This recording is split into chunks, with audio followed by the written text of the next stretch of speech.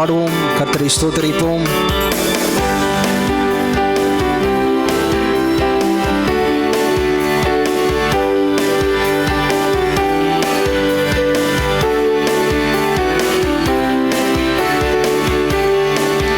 அலங்கார வாசலாலே பிரவேசிக்க வந்து நிற்கிறோம். தெய்வ வீட்டின் நன்மையாலே நிரம்பிட வந்து நிற்கிறோம். அலங்கார வாசலாலே பிரவேசிக்க வந்து நிற்கிறோம். தெய்வ வீட்டின் நன்மையாலே நிரம்பிட வந்து நிற்கிறோம். ஆராதிக்க வந்தோம், அன்பு கூற வந்தோம், யெகோவா தேவனை துதித்திட வந்தோம், தொழுதிட வந்தோம், தூயவரே சுவையே. ஆராதிக்க வந்தோம், அன்பு கூற வந்தோம், யெகோவா தேவனை துதித்திட வந்தோம், தொழுதிட வந்தோம், தூயவரே சுவையே.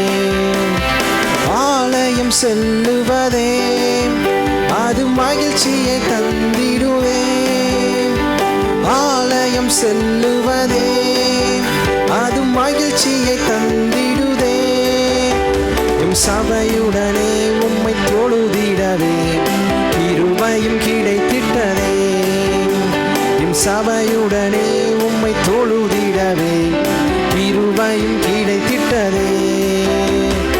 ஆராதிக்க வந்தோம், அன்பு கூற வந்தோம், யெகோவா தேவனை துதித்திட வந்தோம், தொழுதிட வந்தோம், தூயவரே சுவையே. உம்மை ஆராதிக்க வந்தோம், அன்பு கூற வந்தோம், யெகோவா தேவனை துதித்திட வந்தோம், தொழுதிட வந்தோம், தூயவரே சுவையே.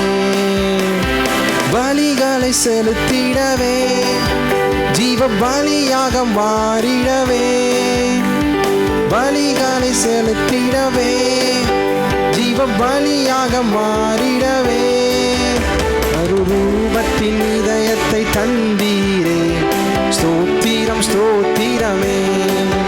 மறுரூபத்தின் இதயத்தை தந்தீரே, ஸ்தோத்திரம் ஸ்தோத்திரமே.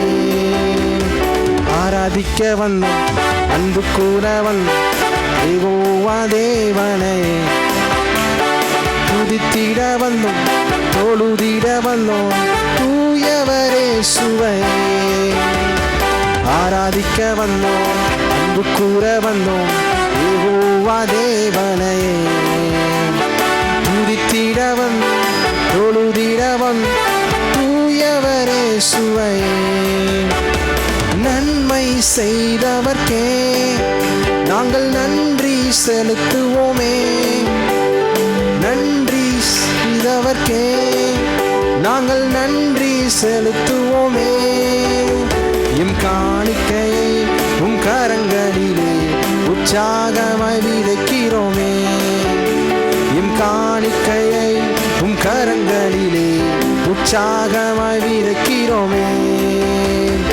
ஆராதிக்க வந்தோம், அன்பு கூற வந்தோம், யெகோவா தேவனை துதித்திட வந்தோம், தொழுதிட வந்தோம், தூயவரே சுவையே. ஆராதிக்க வந்தோம், அன்பு கூற வந்தோம், யெகோவா தேவனை துதித்திட வந்தோம், தொழுதிட வந்தோம், தூயவரே சுவையே.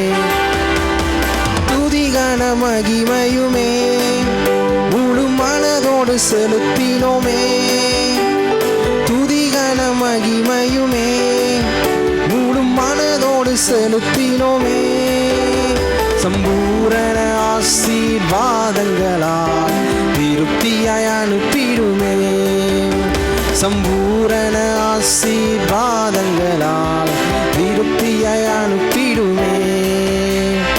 ஆராதிக்க வந்தோம், அன்பு கூற வந்தோம், யெகோவா தேவனை துதித்திட வந்தோம், தொழுதிட வந்தோம், தூயவரே சுவையே. ஆராதிக்க வந்தோம், அன்பு கூற வந்தோம் யெகோவா தேவனே. துதித்திட வந்தோம் தொழுதிட வந்தோம் தூயவரே சுவையே. நன்மை செய்தவர்க்கே நாங்கள் நன்றி செலுத்துவோமே. நன்மை செய்தவர்க்கே நாங்கள் நன்றி செலுத்துவோமே. எம் காணிக்கையை உம் கரங்களிலே உற்சாகமாய் விதைக்கிறோமே. எம் காணிக்கையை உம் கரங்களிலே உற்சாகமாய் விதைக்கிறோமே. ஆராதிக்க வந்தோம் அன்பு கூற வந்தோம் யெகோவா தேவனே. துதித்திட வந்தோம் தொழுதிட வந்தோம் தூயவரே சுவையே. உம்மை ஆராதிக்க வந்தோம் அன்பு கூற வந்தோம் யெகோவா தேவனே. துதித்திட வந்தோம் தொழுதிட வந்தோம் தூயவரே சுவையே. துதிகன மகிமையுமே முழு மனதோடு செலுத்தினோமே. துதிகன மகிமையுமே முழு மனதோடு செலுத்தினோமே. சம்பூரண ஆசீர்வாதங்களால் திருப்தியாய் அனுப்பிடுமே. சம்பூரண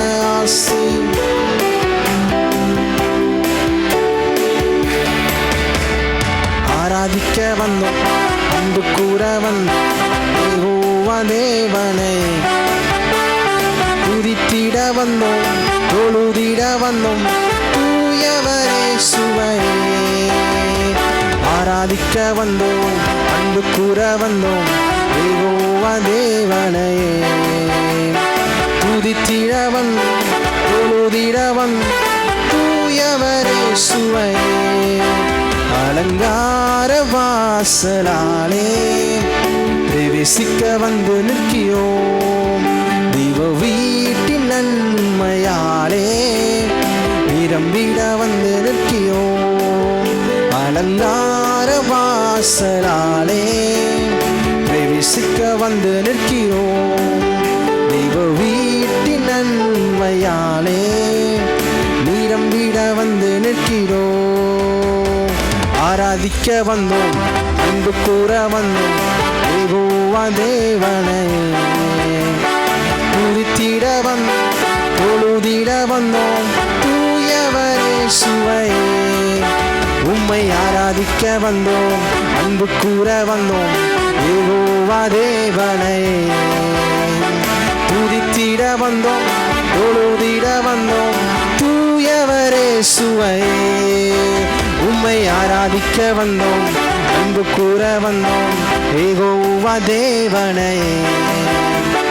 துதித்திட வந்தோம் தொழுதிட வந்தோம் தூயவரே சுவையே. ஆராதிக்க வந்தோம் அன்பு கூற வந்தோம் யெகோவா தேவனே. துதித்திட வந்தோம் தொழுதிட வந்தோம் தூயவரே சுவையே. ஆராதிப்போம். ஆராதிக்க வந்தோம் அன்பு கூற வந்தோம் யெகோவா தேவனே. துதித்திட வந்தோம் தொழுதிட வந்தோம் தூயவரே சுவையே. உம்மை ஆராதிக்க வந்தோம் அன்பு கூற வந்தோம் யெகோவா தேவனே. துதித்திட வந்தோம் தொழுதிட வந்தோம் தூயவரே சுவையே. கடைசி ஒரு முறை. ஆராதிக்க வந்தோம் அன்பு கூற வந்தோம் யெகோவா தேவனே. துதித்திட வந்தோம் தொழுதிட வந்தோம் தூயவரே சுவையே. கரங்களை தட்டி கர்த்தரை ஸ்தோத்திரிப்போம்.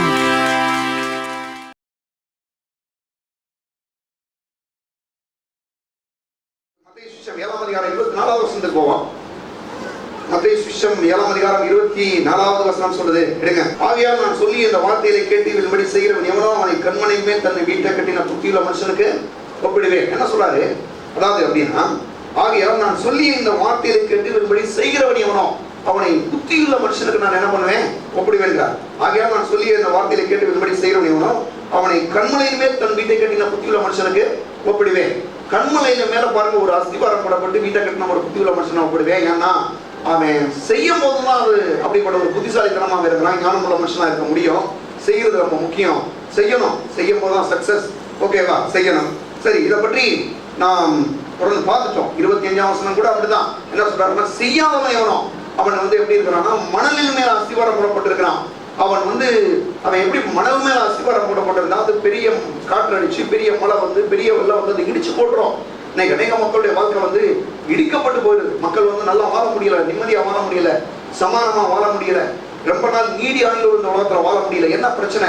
பாவம். பல விதமான அவனால இந்த உலகத்திலேயே வெற்றியை வாழ முடியல அப்படின்னு பார்த்தா, இந்த வசனத்தின்படி அவர்கள் கேட்டு அனைவர் வாழல. குறிப்பா ரட்சிக்கப்பட்ட மக்கள் கூட.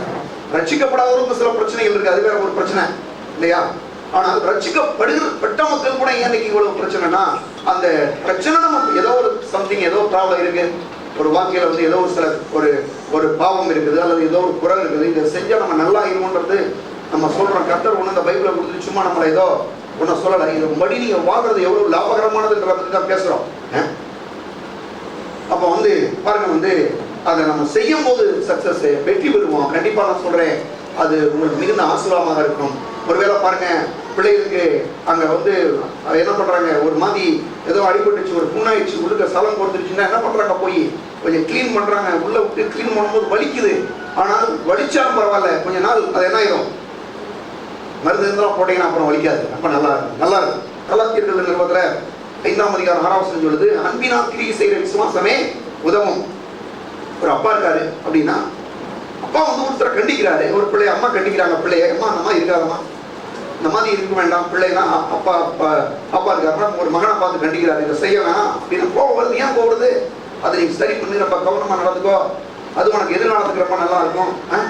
நீ அதே போல பாருங்க, மகன் இருக்கானா, அவளுக்கு அம்மா சொல்றாங்க, அம்மா அந்த வயசுல நீ இப்படிதான் இருக்கணும், அப்படிதான் வாழணும், இல்லைன்னா வாழ்க்கையை அழிஞ்சு பேர் சொல்றாங்க, ஓகே எடுத்துக்கணும், அதான் நல்ல மக இல்லையா உங்களுக்கு? அப்படித்தான் சபையும் ஒரு சில நேரங்களில் பிரசங்கங்கள் வரும்போது சில கரெக்ஷன்ஸ் பண்ணணும். என்ன தப்பு? நாம் அன்பினால் கிரியை செய்ய வேண்டும். தேவனுடைய வசனத்தை கேட்கிறோம். அந்த அன்பி நிமித்தம் நீங்க வரும்போது, ஆண்டவர் எனக்கு என் அப்பா சொல்லிட்டாரு, என் அம்மா சொல்லிட்டாங்க, அதன் படி செய்யறது எனக்கு நல்லது. ஒரு வாலிப பிள்ளை இருக்குதுன்னு வச்சுக்கோங்க, பொம்பளை பிள்ளை இருக்குன்னா அவங்க அம்மா சொல்றாங்க, கண்டிக்கிறாங்க, அம்மா அங்க போகாத இங்கே போகாத செய்யாதனா எதுக்கு? அவங்களும் அந்த மாதிரி சில வாலிப காலங்களை கடந்து வந்திருக்கிறாங்க. என்ன ப்ராப்ளம் சொல்லி அவங்களுக்கு தெரியும். அதனால செய்யக்கூடாதுன்றாங்க. அப்பா இருக்காரு, சொல்றாரு, மகனை இப்படி செய்ய அப்படி செய்ய சொல்றாரு. ஏன்? அப்பா சில காரியங்களை கடந்து வந்திருக்கிறார். அதுல பிள்ளைகள் போய் மாட்டிக்கொள்ள கூடாது என்றதுக்காக அப்படி சொல்றாரு, தவிர ஏதோ ஒரு சுயநலத்துக்காக கிடையாது. அது போலதாங்க சபையும். சபையில என்னன்னா, சில ஒரு விசுவாசிகளுடைய வாழ்க்கையில சில குறைகள் இருக்கலாம், சில காரியங்கள் இருக்கலாம். அதை சரி பண்ணக்கூடிய அந்த உலகத்துல பாருங்க, யாரும் உங்களை சரி பண்றதுக்கு வாய்ப்பு இல்லை. நான் கர்த்தர் ஒருத்தராக சரி பண்ண முடியும் இல்லையா? அது நானா இருக்கலாம், நீங்களா இருக்கலாம், நம்ம எல்லாருமே தான். எனக்கு சேர்த்தா பிரசங்கம். ஏன் அப்படின்னா, இந்த வசனம் எல்லாருக்கும் பிரயோஜனமானது, ஆசீர்வாதமானது. சரியா? அப்போ ஓகே, அந்த வசனத்தை நம்ம கேட்கிறோம். அப்ப கேட்கும் போது அங்க என்ன நடக்குது? கேட்கிறோம், அதை செயல்படுத்துறது முக்கியமான விஷயம் இல்லையா? ஓகே, அதுல இப்போ நம்ம கடந்த வாரங்கள்ல இருந்து இன்னும் ஒரு பகுதி நம்ம போனோம். இந்த ஆபேலுடைய காரியத்தை பற்றி பேசணும். அதை பற்றி இன்னைக்கு 4வது வாரமா பேசுறேன். ஒரு சில பெரிய காரியங்கள் இருக்கனால அவ்வளவு டீப்பா பேசுறேன் நான். சரியா? எடுப்போம். எபிரேயர் 11ஆம் அதிகாரம் இருக்கேன். எபிரேயர் 11ஆம் அதிகாரம் 4வது வசனத்தை நம்ம எடுக்க போறோம். எபிரேயர் 11:4. ஓகே, எடுங்க. எபிரேயர் 11ஆம் அதிகாரம் 4ஆம் வசனத்துல, விசுவாசத்தினாலே ஆபேல் காயினுடைய பலியிலும் மேன்மையான பலியை தேவனுக்கு செலுத்தினான். அதனாலே அவன் நீதிமான் என்று சாட்சி பெற்றான். அவனுடைய காணிக்கையை குறித்து தேவன் சாட்சி கொடுத்தார். அவன் மரித்தும் இன்னும் பேசுகிறான். நான் கடந்த 2 வாரங்கள், அதாவது 3 வாரங்களாக என்ன பேசணும் அப்படின்னா, விசுவாசத்தினாலே ஆபேல் காயினுடைய பலியிலும் மேன்மையான பலியை தேவனுக்கு செலுத்தினான். அவனுக்கு தேவன் செலுத்தினதை பற்றி பேசணும். அந்த முதல் தரமான காரியத்தை பற்றி பேசணும். முதல் தரத்தை பெஸ்டையும் பாருங்க, முதலாவதையும் சிறந்ததையும் அவன் கர்த்தரிடத்துல கொண்டு வந்தான். ஃபர்ஸ்ட் அண்ட் பெஸ்ட் கொண்டு வந்தான் சொன்னான். அது மட்டும் இல்லாம இன்னைக்கு ஏன் அதை கர்த்தர் இந்த காணிகளை கொடுக்க சொன்னார்? இதுல என்னதான் அப்படி ஒரு பெரிய விஷயம் இருக்கு? இது எதுக்காக இவ்வளவு போய் நாங்க விசுவாச பட்டியல் 11ஆம் அதிகாரத்துல விசுவாச பட்டியலை கொடுக்குறாரு. விசுவாசத்து வசனத்தின்படி கேட்டு வாழ்ந்த மக்களை பற்றி தான் நிறைய அவசியம் வர்றாரு. ஆபேல தான் முதல்ல பிடிக்கிறார். என்ன ஆபேல நான் அப்படிப்பட்ட ஒரு பெரிய விசுவாசம் உள்ளாலா? இதமா விசுவாசமா இருக்கிற என்ன ஒரு காணியை கொண்டு வருது ஒரு பெரிய விசுவாசமா அப்படின்னு கேட்டீங்கன்னா, இவனை கொண்டு போய் கொண்டு வராது பாருங்க. அதை ஆச்சரியத்தை ஆபேல கொண்டு வருது ஆபேலுங்க கொலை செய்யப்பட்ட ஒரு மனுஷன், இவரை எப்படி கொண்டு வரலாம் இவர் ஆண்டவர் வந்து அப்படின்னா, எப்போயுமே தேவன் வந்து ஒரு காரியத்தை வந்து எழுதுறாருனாவே அதுல விஷயம் இல்லாம எழுத மாட்டார். ரொம்ப முக்கியமான விஷயம் தான். இப்போ ஏதோ ஒரு முக்கியமான காரியம் தான் இந்த அதாவது இந்த விசுவாச பட்டியல் ஆபேலை கர்த்தர் முதல்ல கொண்டு வராரு. ஆபேல் வந்து ஏன் அப்படி ஒரு அவன் பாருங்க அந்த வசனம் சொல்லுது, அவன் நீதிமான் என்று சாட்சி பெற்றான். காணிக்கையை கொடுக்கறதுனால போய் ஒரு ஆள் நீதிமான் சாட்சி பெற்ற முடியுமா? ஏன் கர்த்தர் வந்து ஆபேலுடைய காணிக்கையை அங்கீகரித்தார், ஏன் காயினுடைய காணிக்கையை அங்கீகரிக்கவில்லை? ரெண்டு பேருமே காணிக்கை கொண்டு வந்ததான் செஞ்சாங்க, ரெண்டு பேரும் கொண்டு வந்தாங்களே காணிக்கை கொண்டு வந்தாங்க. அப்புறம் ஏன் ஒருத்தருடைய காணிக்கையை அவர் ஏற்றுக்கொள்ளணும், ஒருத்தருடைய காணிக்கையை அவர் ஏற்றுக்கொள்ளக்கூடாது அப்படின்னா பாருங்க, காரணத்தினாலதான் அங்க நடந்திருக்கு. அப்ப வந்து பாருங்க என்னது, அதாவது காயின் வந்து என்ன பண்றான் பாருங்க, அந்த 6வது வசனங்களை வந்து பார்க்கும்போது ஆபேல் வந்து பாருங்க ஒரு அதாவது கொடுத்த அந்த காணிக்கை வந்து அது சிறந்ததாக இருந்தது. அது மட்டும் இல்லாம அவனுடைய காணிக்கை வந்து பாருங்க கொடுத்த விதம் வந்து அவனுடைய காணிக்கை கொடுத்த விதத்தை பற்றி அவர் சொல்றாரு, அவன் மரித்தும் இன்னும் பேசுகிறான். அந்த காணிக்கை அவன் கொடுத்த விதமே, அவன் அந்த காணிக்கை கொடுத்தது மட்டும் இல்லாம அவன் மரிச்சு பல நூற்றுக்கணக்கான வருஷங்கள் ஆச்சு. ஆனா அவன் பேசின விதம், அவன் பேசுகிறான், இன்னும் பேசுகிறான்றார். அதுதான் இன்னைக்கு நம்ம பார்க்க போறோம். ஏன்னா அவன் எப்படி இன்னமும் பேசிக் கொண்டிருக்கிறான், இந்த நாள் வரைக்கும் அவன் ஏன் பேசுறான் அப்படின்ற பத்தி பார்க்கிறோம். ரெண்டாவது காயின் பாருங்க, காயின் வந்து ஆபேல் வந்து பல காரியங்களை குறித்து நாம என்ன பண்ணலாம்னா, அவர்கள் வந்து காயினும் ஆபேல் வந்து பல காரியங்கள் அவர்கள் தெரிந்திருந்தார். ஏதோ வந்து இவர் வந்து ஆதாம்கிட்ட இருந்து பாருங்க, ஆதாம்கிட்ட வந்து கர்த்தர் சொல்றாரு, என்ன சொல்றாரு, அதிகாரத்துல வந்து 2ஆம் அதிகாரத்துல வந்து சொல்றாரு, இந்த மரத்தின் கனியை நீ புசிக்க வேண்டாம், புசிக்கும் நாளே நீ சாகவே சாவாய். ஆதியாகமம் 2ஆம் அதிகாரம் 15, 16, 15, 16, 17 இந்த வசனங்கள் நீங்க எழுதிட்டீங்க. இவர் இதை பத்தி தான் பேசுறாரு. என்ன பேசுறாரு, இந்த மரத்தின் கனியை புசிக்க வேண்டாம் அப்படின்னு சொல்றாரு.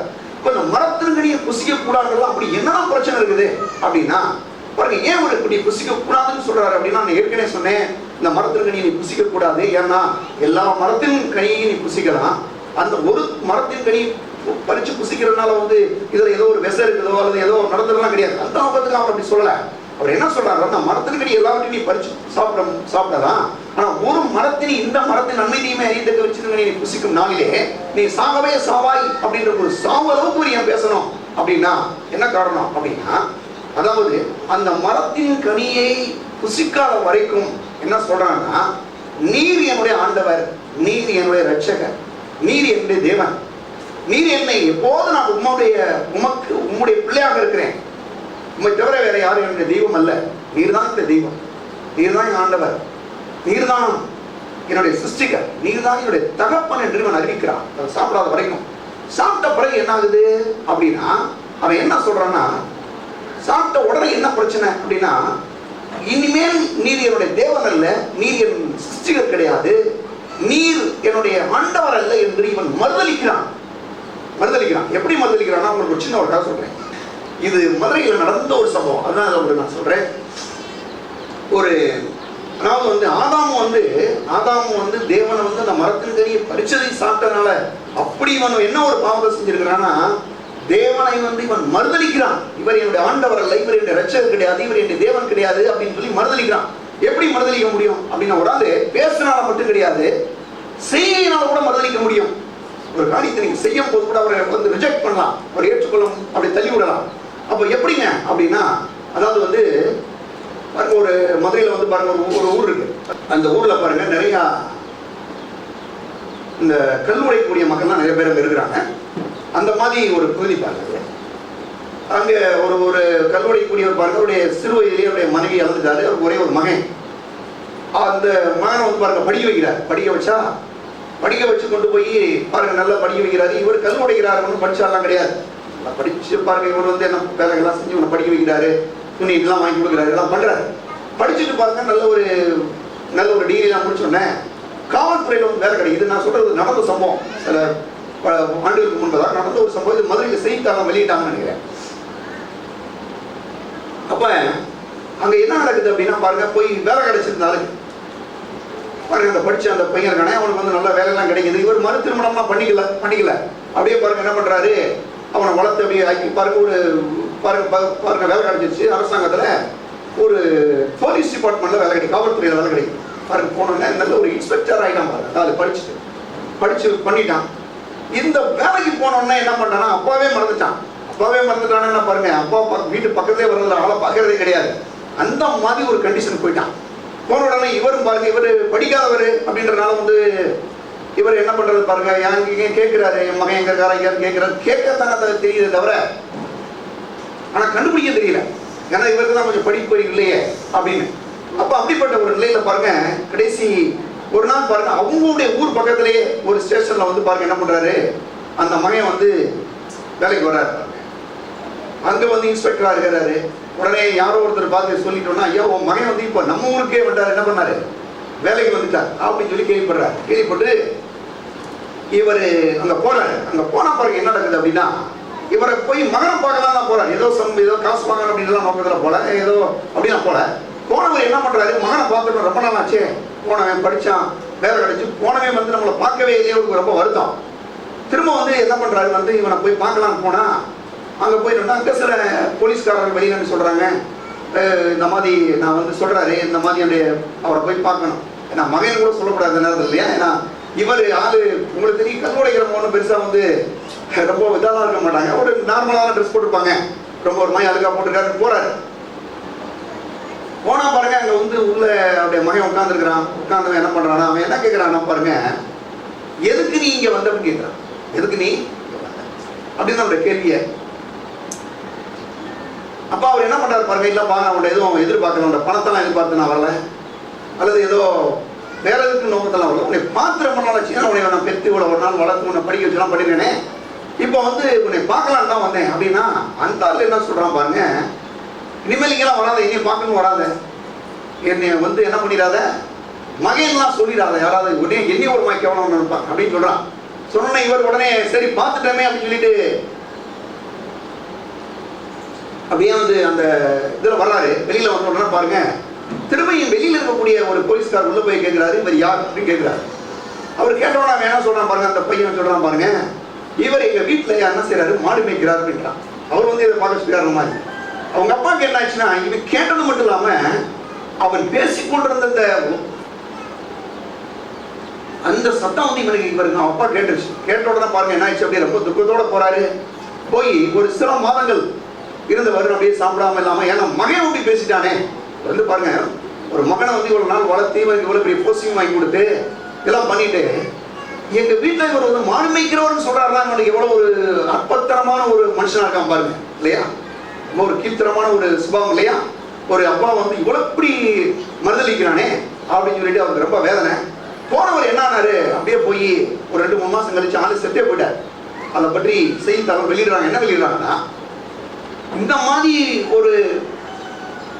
ஒரு மகன் போய் ஒரு தகப்பனை போய் மறுதளிக்கிறான். மறுதளிச்சா அந்த வார்த்தை போய் அந்த ஆளை கொண்டு போட்டுச்சு, செத்தே போயிட்டா இருந்தால் நல்லா குனிங்க. நான் ஏன் இந்த சம்பவத்தை உங்களுக்கு சொல்றேன்னா, ஏதோ காரணம் சொல்லல, ஏன் இவர் செத்து போனார்னா என்னுடைய செய்கைகளுடைய வார்த்தைகளுமே ஒரு மனுஷனை கொன்றுவிடும். புரியுதா உங்களுக்கு? பெற்றோர்கள் நான் சொல்றேன், தாய் தகப்பன்மாரும் சரி, பிள்ளைகளாலும் சரி, பிள்ளைகளை வளர்க்கும் போது கவனமா வளர்க்கணும். ஏன்னா வந்து நல்லா வளர்க்குறோன்னா பிள்ளைகளுக்கு எல்லாத்தையும் கொடுக்கணும். எல்லாத்தையும் நீங்க சொன்னாதான் நல்லா இருக்கும். வாங்கி கொடுக்குறோம், எல்லாம் பண்றோம், படிக்க வைக்கிறோம், ஓகே. பிள்ளைகளுக்கு சில நல்ல காரியங்களை கற்றுக் கொடுக்கக்கூடியவா இருக்கணும் இன்னைக்கு பெற்றோர்கள். சும்மா ஏதோ நம்ம வந்து சபைக்கு வர்றோம், பிள்ளை கண்டபடி போகுது வருது, எதுவுமே நான் கேட்க மாட்டாங்க, ஏன்னா என் பிள்ளை செல்லாம வளர்த்துட்டேன், கண்டிப்பா ஒரு நீங்க கண்ணீர் விடுவீங்க, அப்படி செய்யாதீங்க. சரி அல்ல, பிள்ளைகளை வளர்க்கும் போதே எல்லாத்தையும் பண்ணணும், அவங்களுக்கு எல்லாத்தையும் கற்றுக் கொடுக்கணும். ஏன்னா அதுதான் ஒரு நல்ல ஒரு வாழ்க்கை.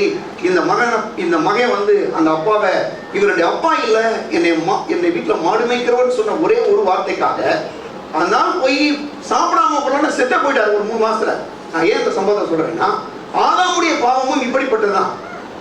ஆதாம் என்ன சொல்றான்னா, எதையும் போய் கடவுள்கிட்ட போய் அவரை போய் நம்ம ஒன்றும் பண்ணல, திட்ட எதுவும் பண்ணல. என்ன சொல்றான்னா, அந்த மரத்தின் கனியை பறிச்சு சாப்பிட்டதுனால இவர் என் தேவன் அல்ல, இவர் என் சிருஷ்டிகர் அல்ல, இவர் என் ஆண்டவர் அல்ல, இவருக்கு எனக்கு எந்த உறவும் கிடையாதுன்றத அவன் வந்து அறிவிக்கிறான். அதை செய்யும் போது அப்படி செஞ்ச உடனே தேவனுடைய மனம் வேதனைப்படுது. அதுக்கு பிறகு அவர் என்ன பண்றாரு அப்படின்னா, அவர் அதுக்கு ஒரு ஆக்ஷன் எடுக்கிறார்.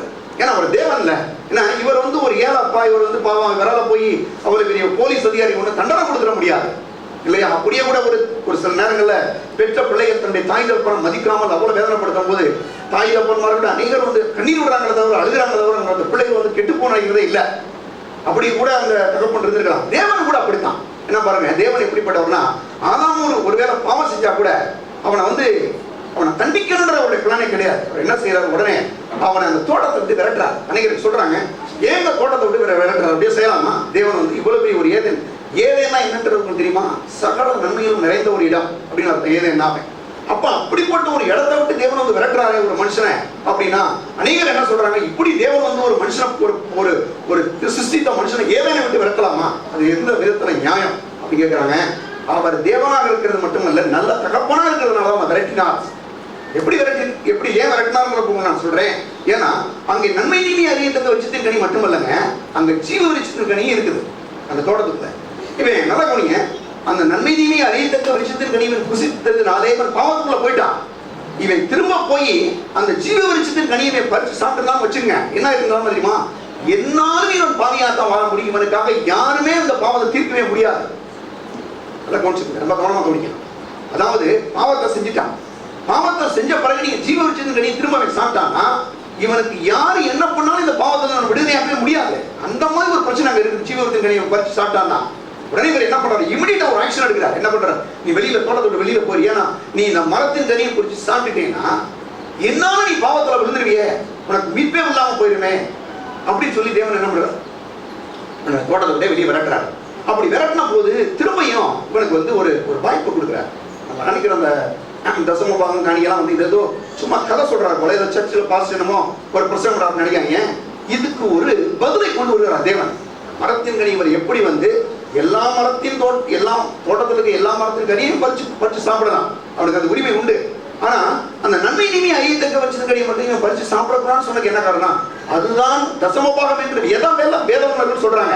அதை வந்து என் கர்த்தருக்குரியது, அது கர்த்தருக்கு பரிசுத்தமான அதை எடுக்கக்கூடாது. ஏன்னா நீ அதை எடுக்காத வரைக்கும் என்னை மதிக்கிறாய், நீ நான் உன்னுடைய தேவன், நான் உன் ரட்சகர், உன்னுடைய தகப்பன், உன் சிருஷ்டிகர் என்று நீ வந்து ஏற்றுக்கொள்கிறாய்.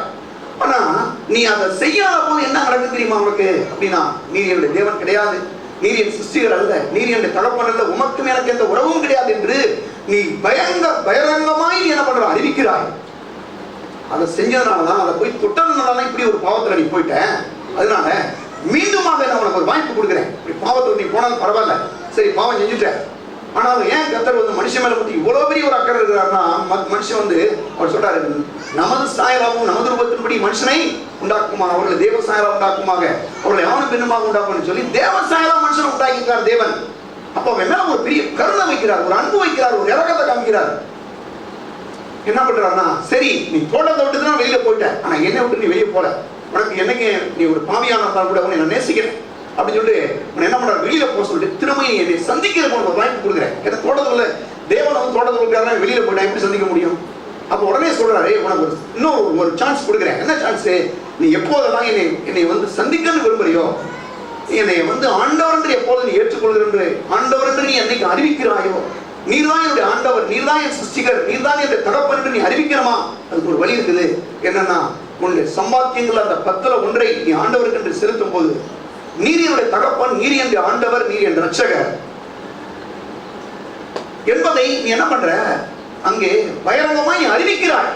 ஆதாம் வந்து தொட்டதான் அவனுக்கு பிரச்சனை வந்துச்சு. நீ திரும்ப என்ன பண்ற, அந்த உன்னுடைய ரத்தத்தை சிந்தி மணிக்கணக்கான தொழில் வியாபாரம் பண்ற, தொழில் பண்ற, என்னமா கஷ்டப்படுற, இவெல்லாம் பண்ணிட்டு அதுல 10ல் நீ ஒண்ணு கொண்டு வரும்போது நீ என்ன சொல்ற, முதல் தரமானதை உனக்கு நான் கொடுக்கும் போது, தேவனே நீர் என்னுடைய ஆண்டவர், நீர் என்ற ரட்சகர், நீர் என்ற தேவன், நீர் என்னுடைய தகப்பன் என்று நீ என்ன பண்ற, அறிவிக்கிறாய். தேவனுக்கு முன்பாக அப்படி அறிவிக்கிறாய். அது தேவன் என்ன பண்றாரு, ஆதாம் இழந்து போனாலும் பரவாயில்ல, மீண்டுமாக ஆதாம் இழந்து போன அந்த ஏதேன் தோட்டத்தை அவனுக்கு மீண்டுமாக அந்த ஆசீர்வாதத்தை நான் கொடுக்கிறேன் சொல்லி தேவன் அந்த தசம பாகத்துக்குள்ளே காணிக்கைக்குள்ளே தேவன் அப்படிப்பட்ட ஒரு காரியத்தை வைத்திருந்தார்.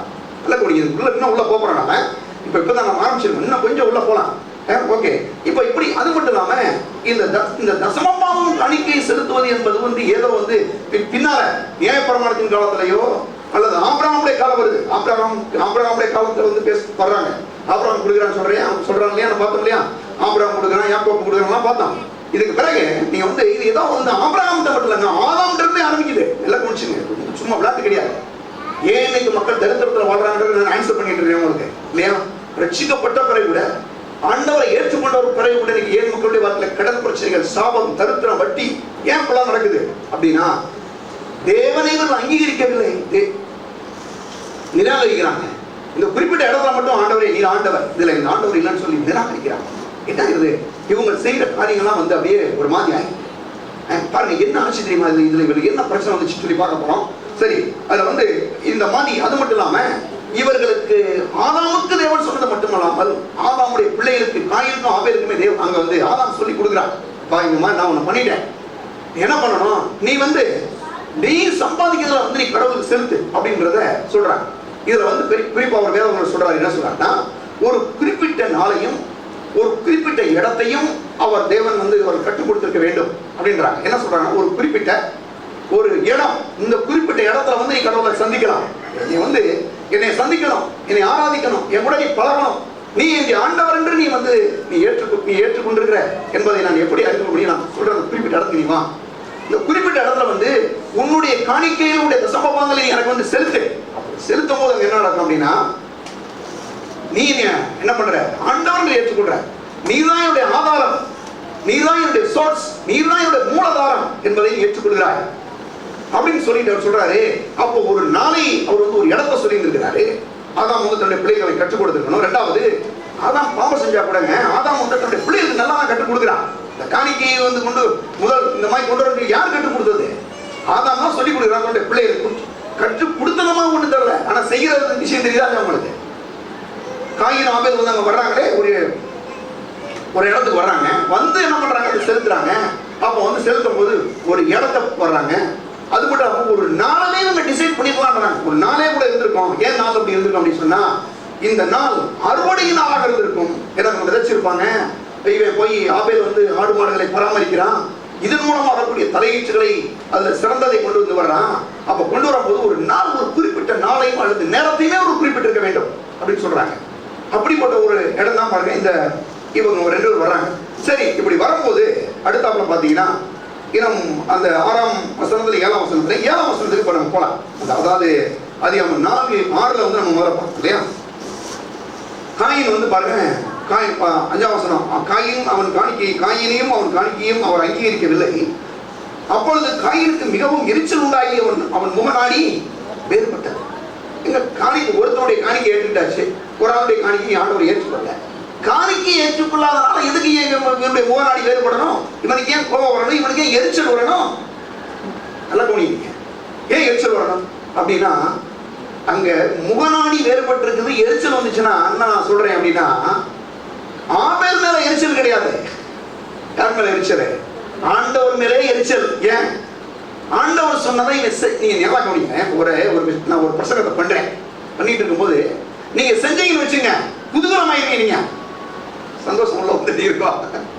செய்யாத ஆளுக்கு எப்படி இருக்கு தெரியுமா? பக்கு அடிச்ச மாதிரி இருக்கணும். அப்ப வந்து என்னன்னா பாருங்க, முகநாடி வேறுபடுது, கோபம் வருது, எரிச்சல் உண்டாகுது. உண்டான கோபத்தை தேவன் மேல காமிக்க முடியாம யார் மேல போய் காமிக்கிறா?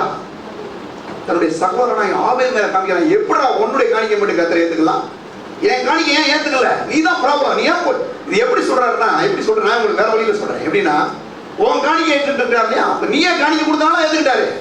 நீ ஏன் பெஸ்ட்டை கொடுத்த, நீ ஏன் சிறந்ததை கொடுத்த, என்னைய மாதிரி நீ கொடுத்துருக்கலாமா இல்லையா? உன்னை மட்டும் அவர் எப்படி ஏற்றுக்கொள்ளலாம்? அப்படி நம்ம மேல ஒரு பயங்கரமான ஒரு கோபம், ஒரு பயங்கரமான ஒரு எரிச்சல், ஒரு பெரிய பொறாமை அவனை பற்றி பிடிக்கிறது. பிடிச்ச பிறகு இப்ப போவோம், நம்ம 7ஆம் வசனத்துக்கு வரலாம். 7ஆம் வசனத்துல அப்படி வருவோம். 7ஆம் வசனத்துக்கு வாங்க. 7ஆம் வசனத்துக்கு போயிட்டே இந்த சில வசனங்கள் நம்ம வரலாம். 7ஆம் வசனத்துக்கு வருவோம். நீ நன்மை செய்தால் 6ஆம் வசனம் வருவோம். அப்பொழுது கர்த்தர் காயினை நோக்கி, உனக்கு ஏன் எரிச்சல் உண்டாயிற்று? உன் முகநாடி ஏன் வேறுபட்டது? உனக்கு ஏன் எரிச்சல் உண்டாகுது? உனக்கு ஏன்பா அவ்வளவு கோபம் வருது? அவன் வந்து தலையீற்ற கொண்டு வந்துடுறான், சிறந்ததை கொடுக்குறான்னா உனக்கு ஏன் கோபம் வருது?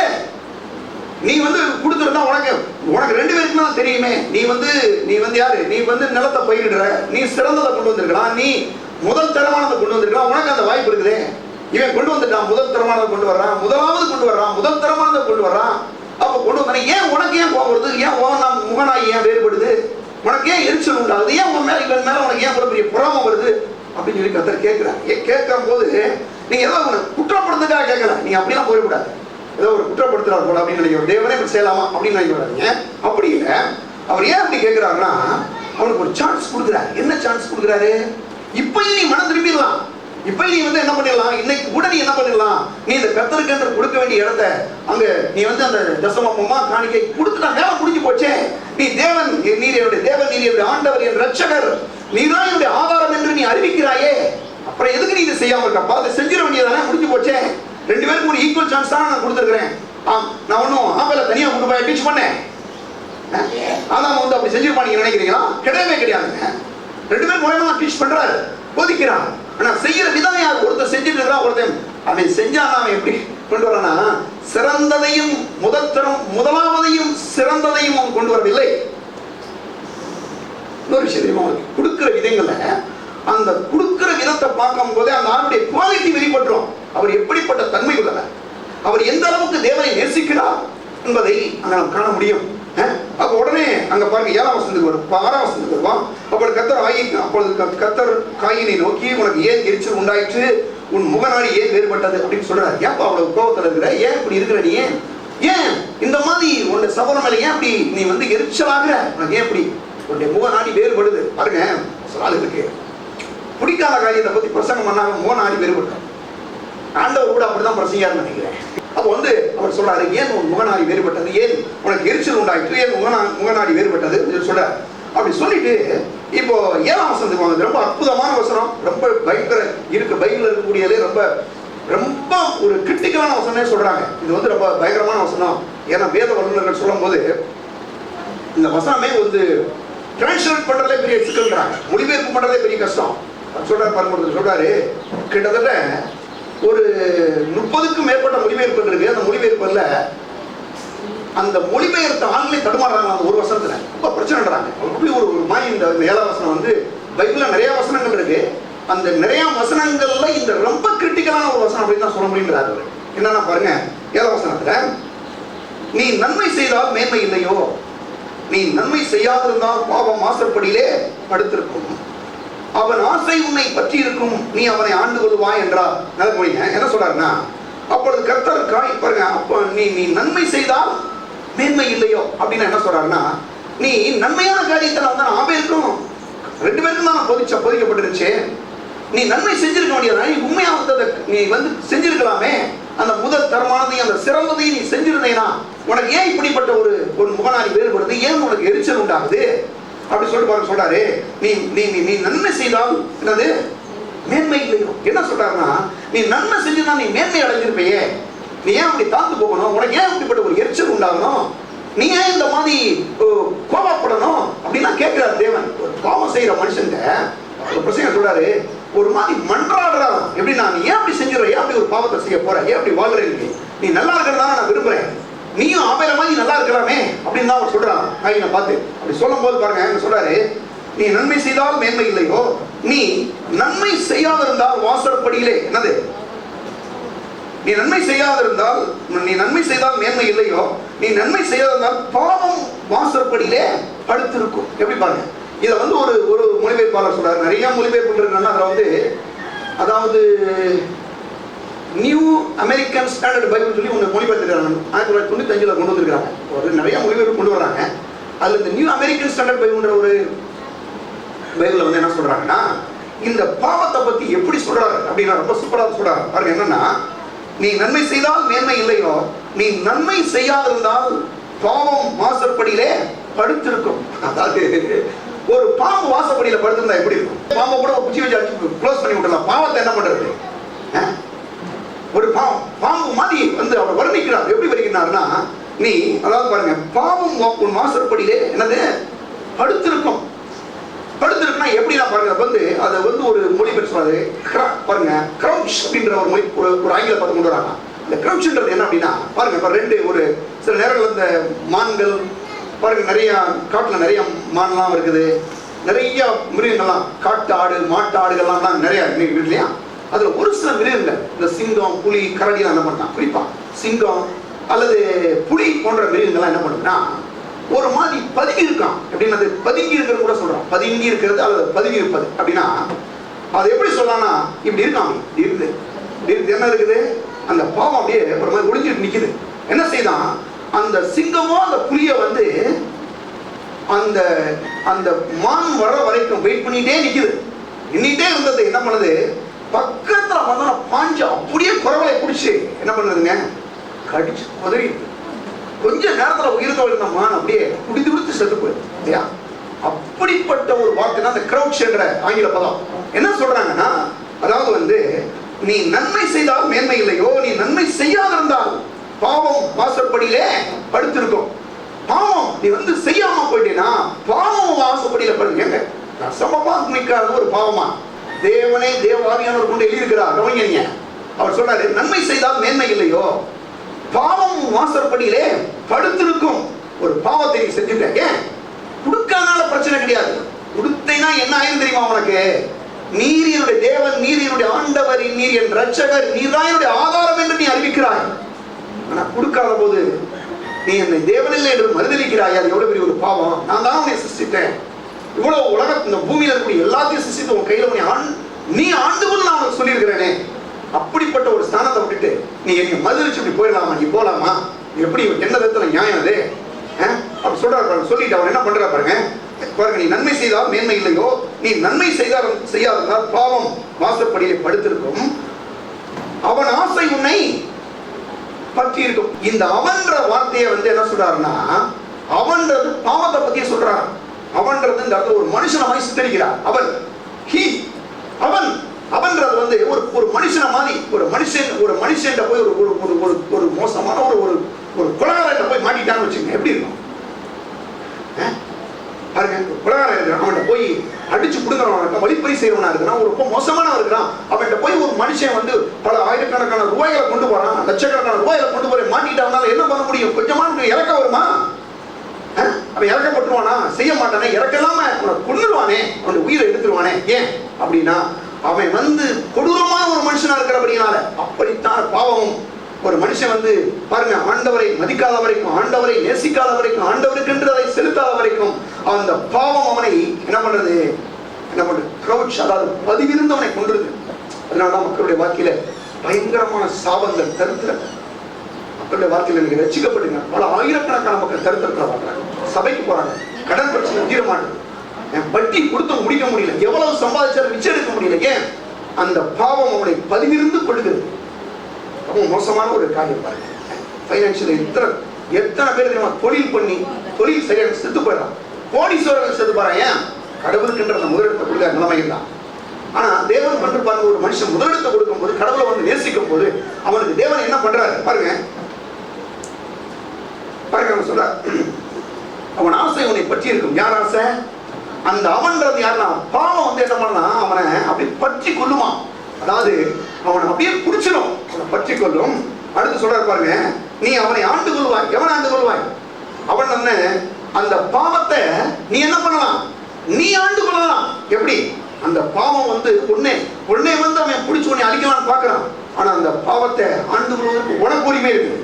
எப்படிப்பட்ட உரிமை இருக்குது அப்படின்னா, நீ என்ன செய்யணும்? அதை வந்து பாவம் செஞ்சுட்டான். ஆனா இப்போது நான் இந்த ஆதாமுடைய பாவத்திலிருந்து விடுதலையாக ஒரு வழியை தேவன் கொண்டு வந்திருக்கிறார். என்னது? அந்த முதல் தரமானதை என்னுடைய சம்பாத்தியத்துல. நம்ம நினைக்கிறோம் பாருங்க, சம்பாத்தியம் சாதாரண விஷயம் கிடையாது. ஒரு கடவுள் நம்ம முட்டாள் நினைச்சீங்களா? கிடையவே கிடையாது.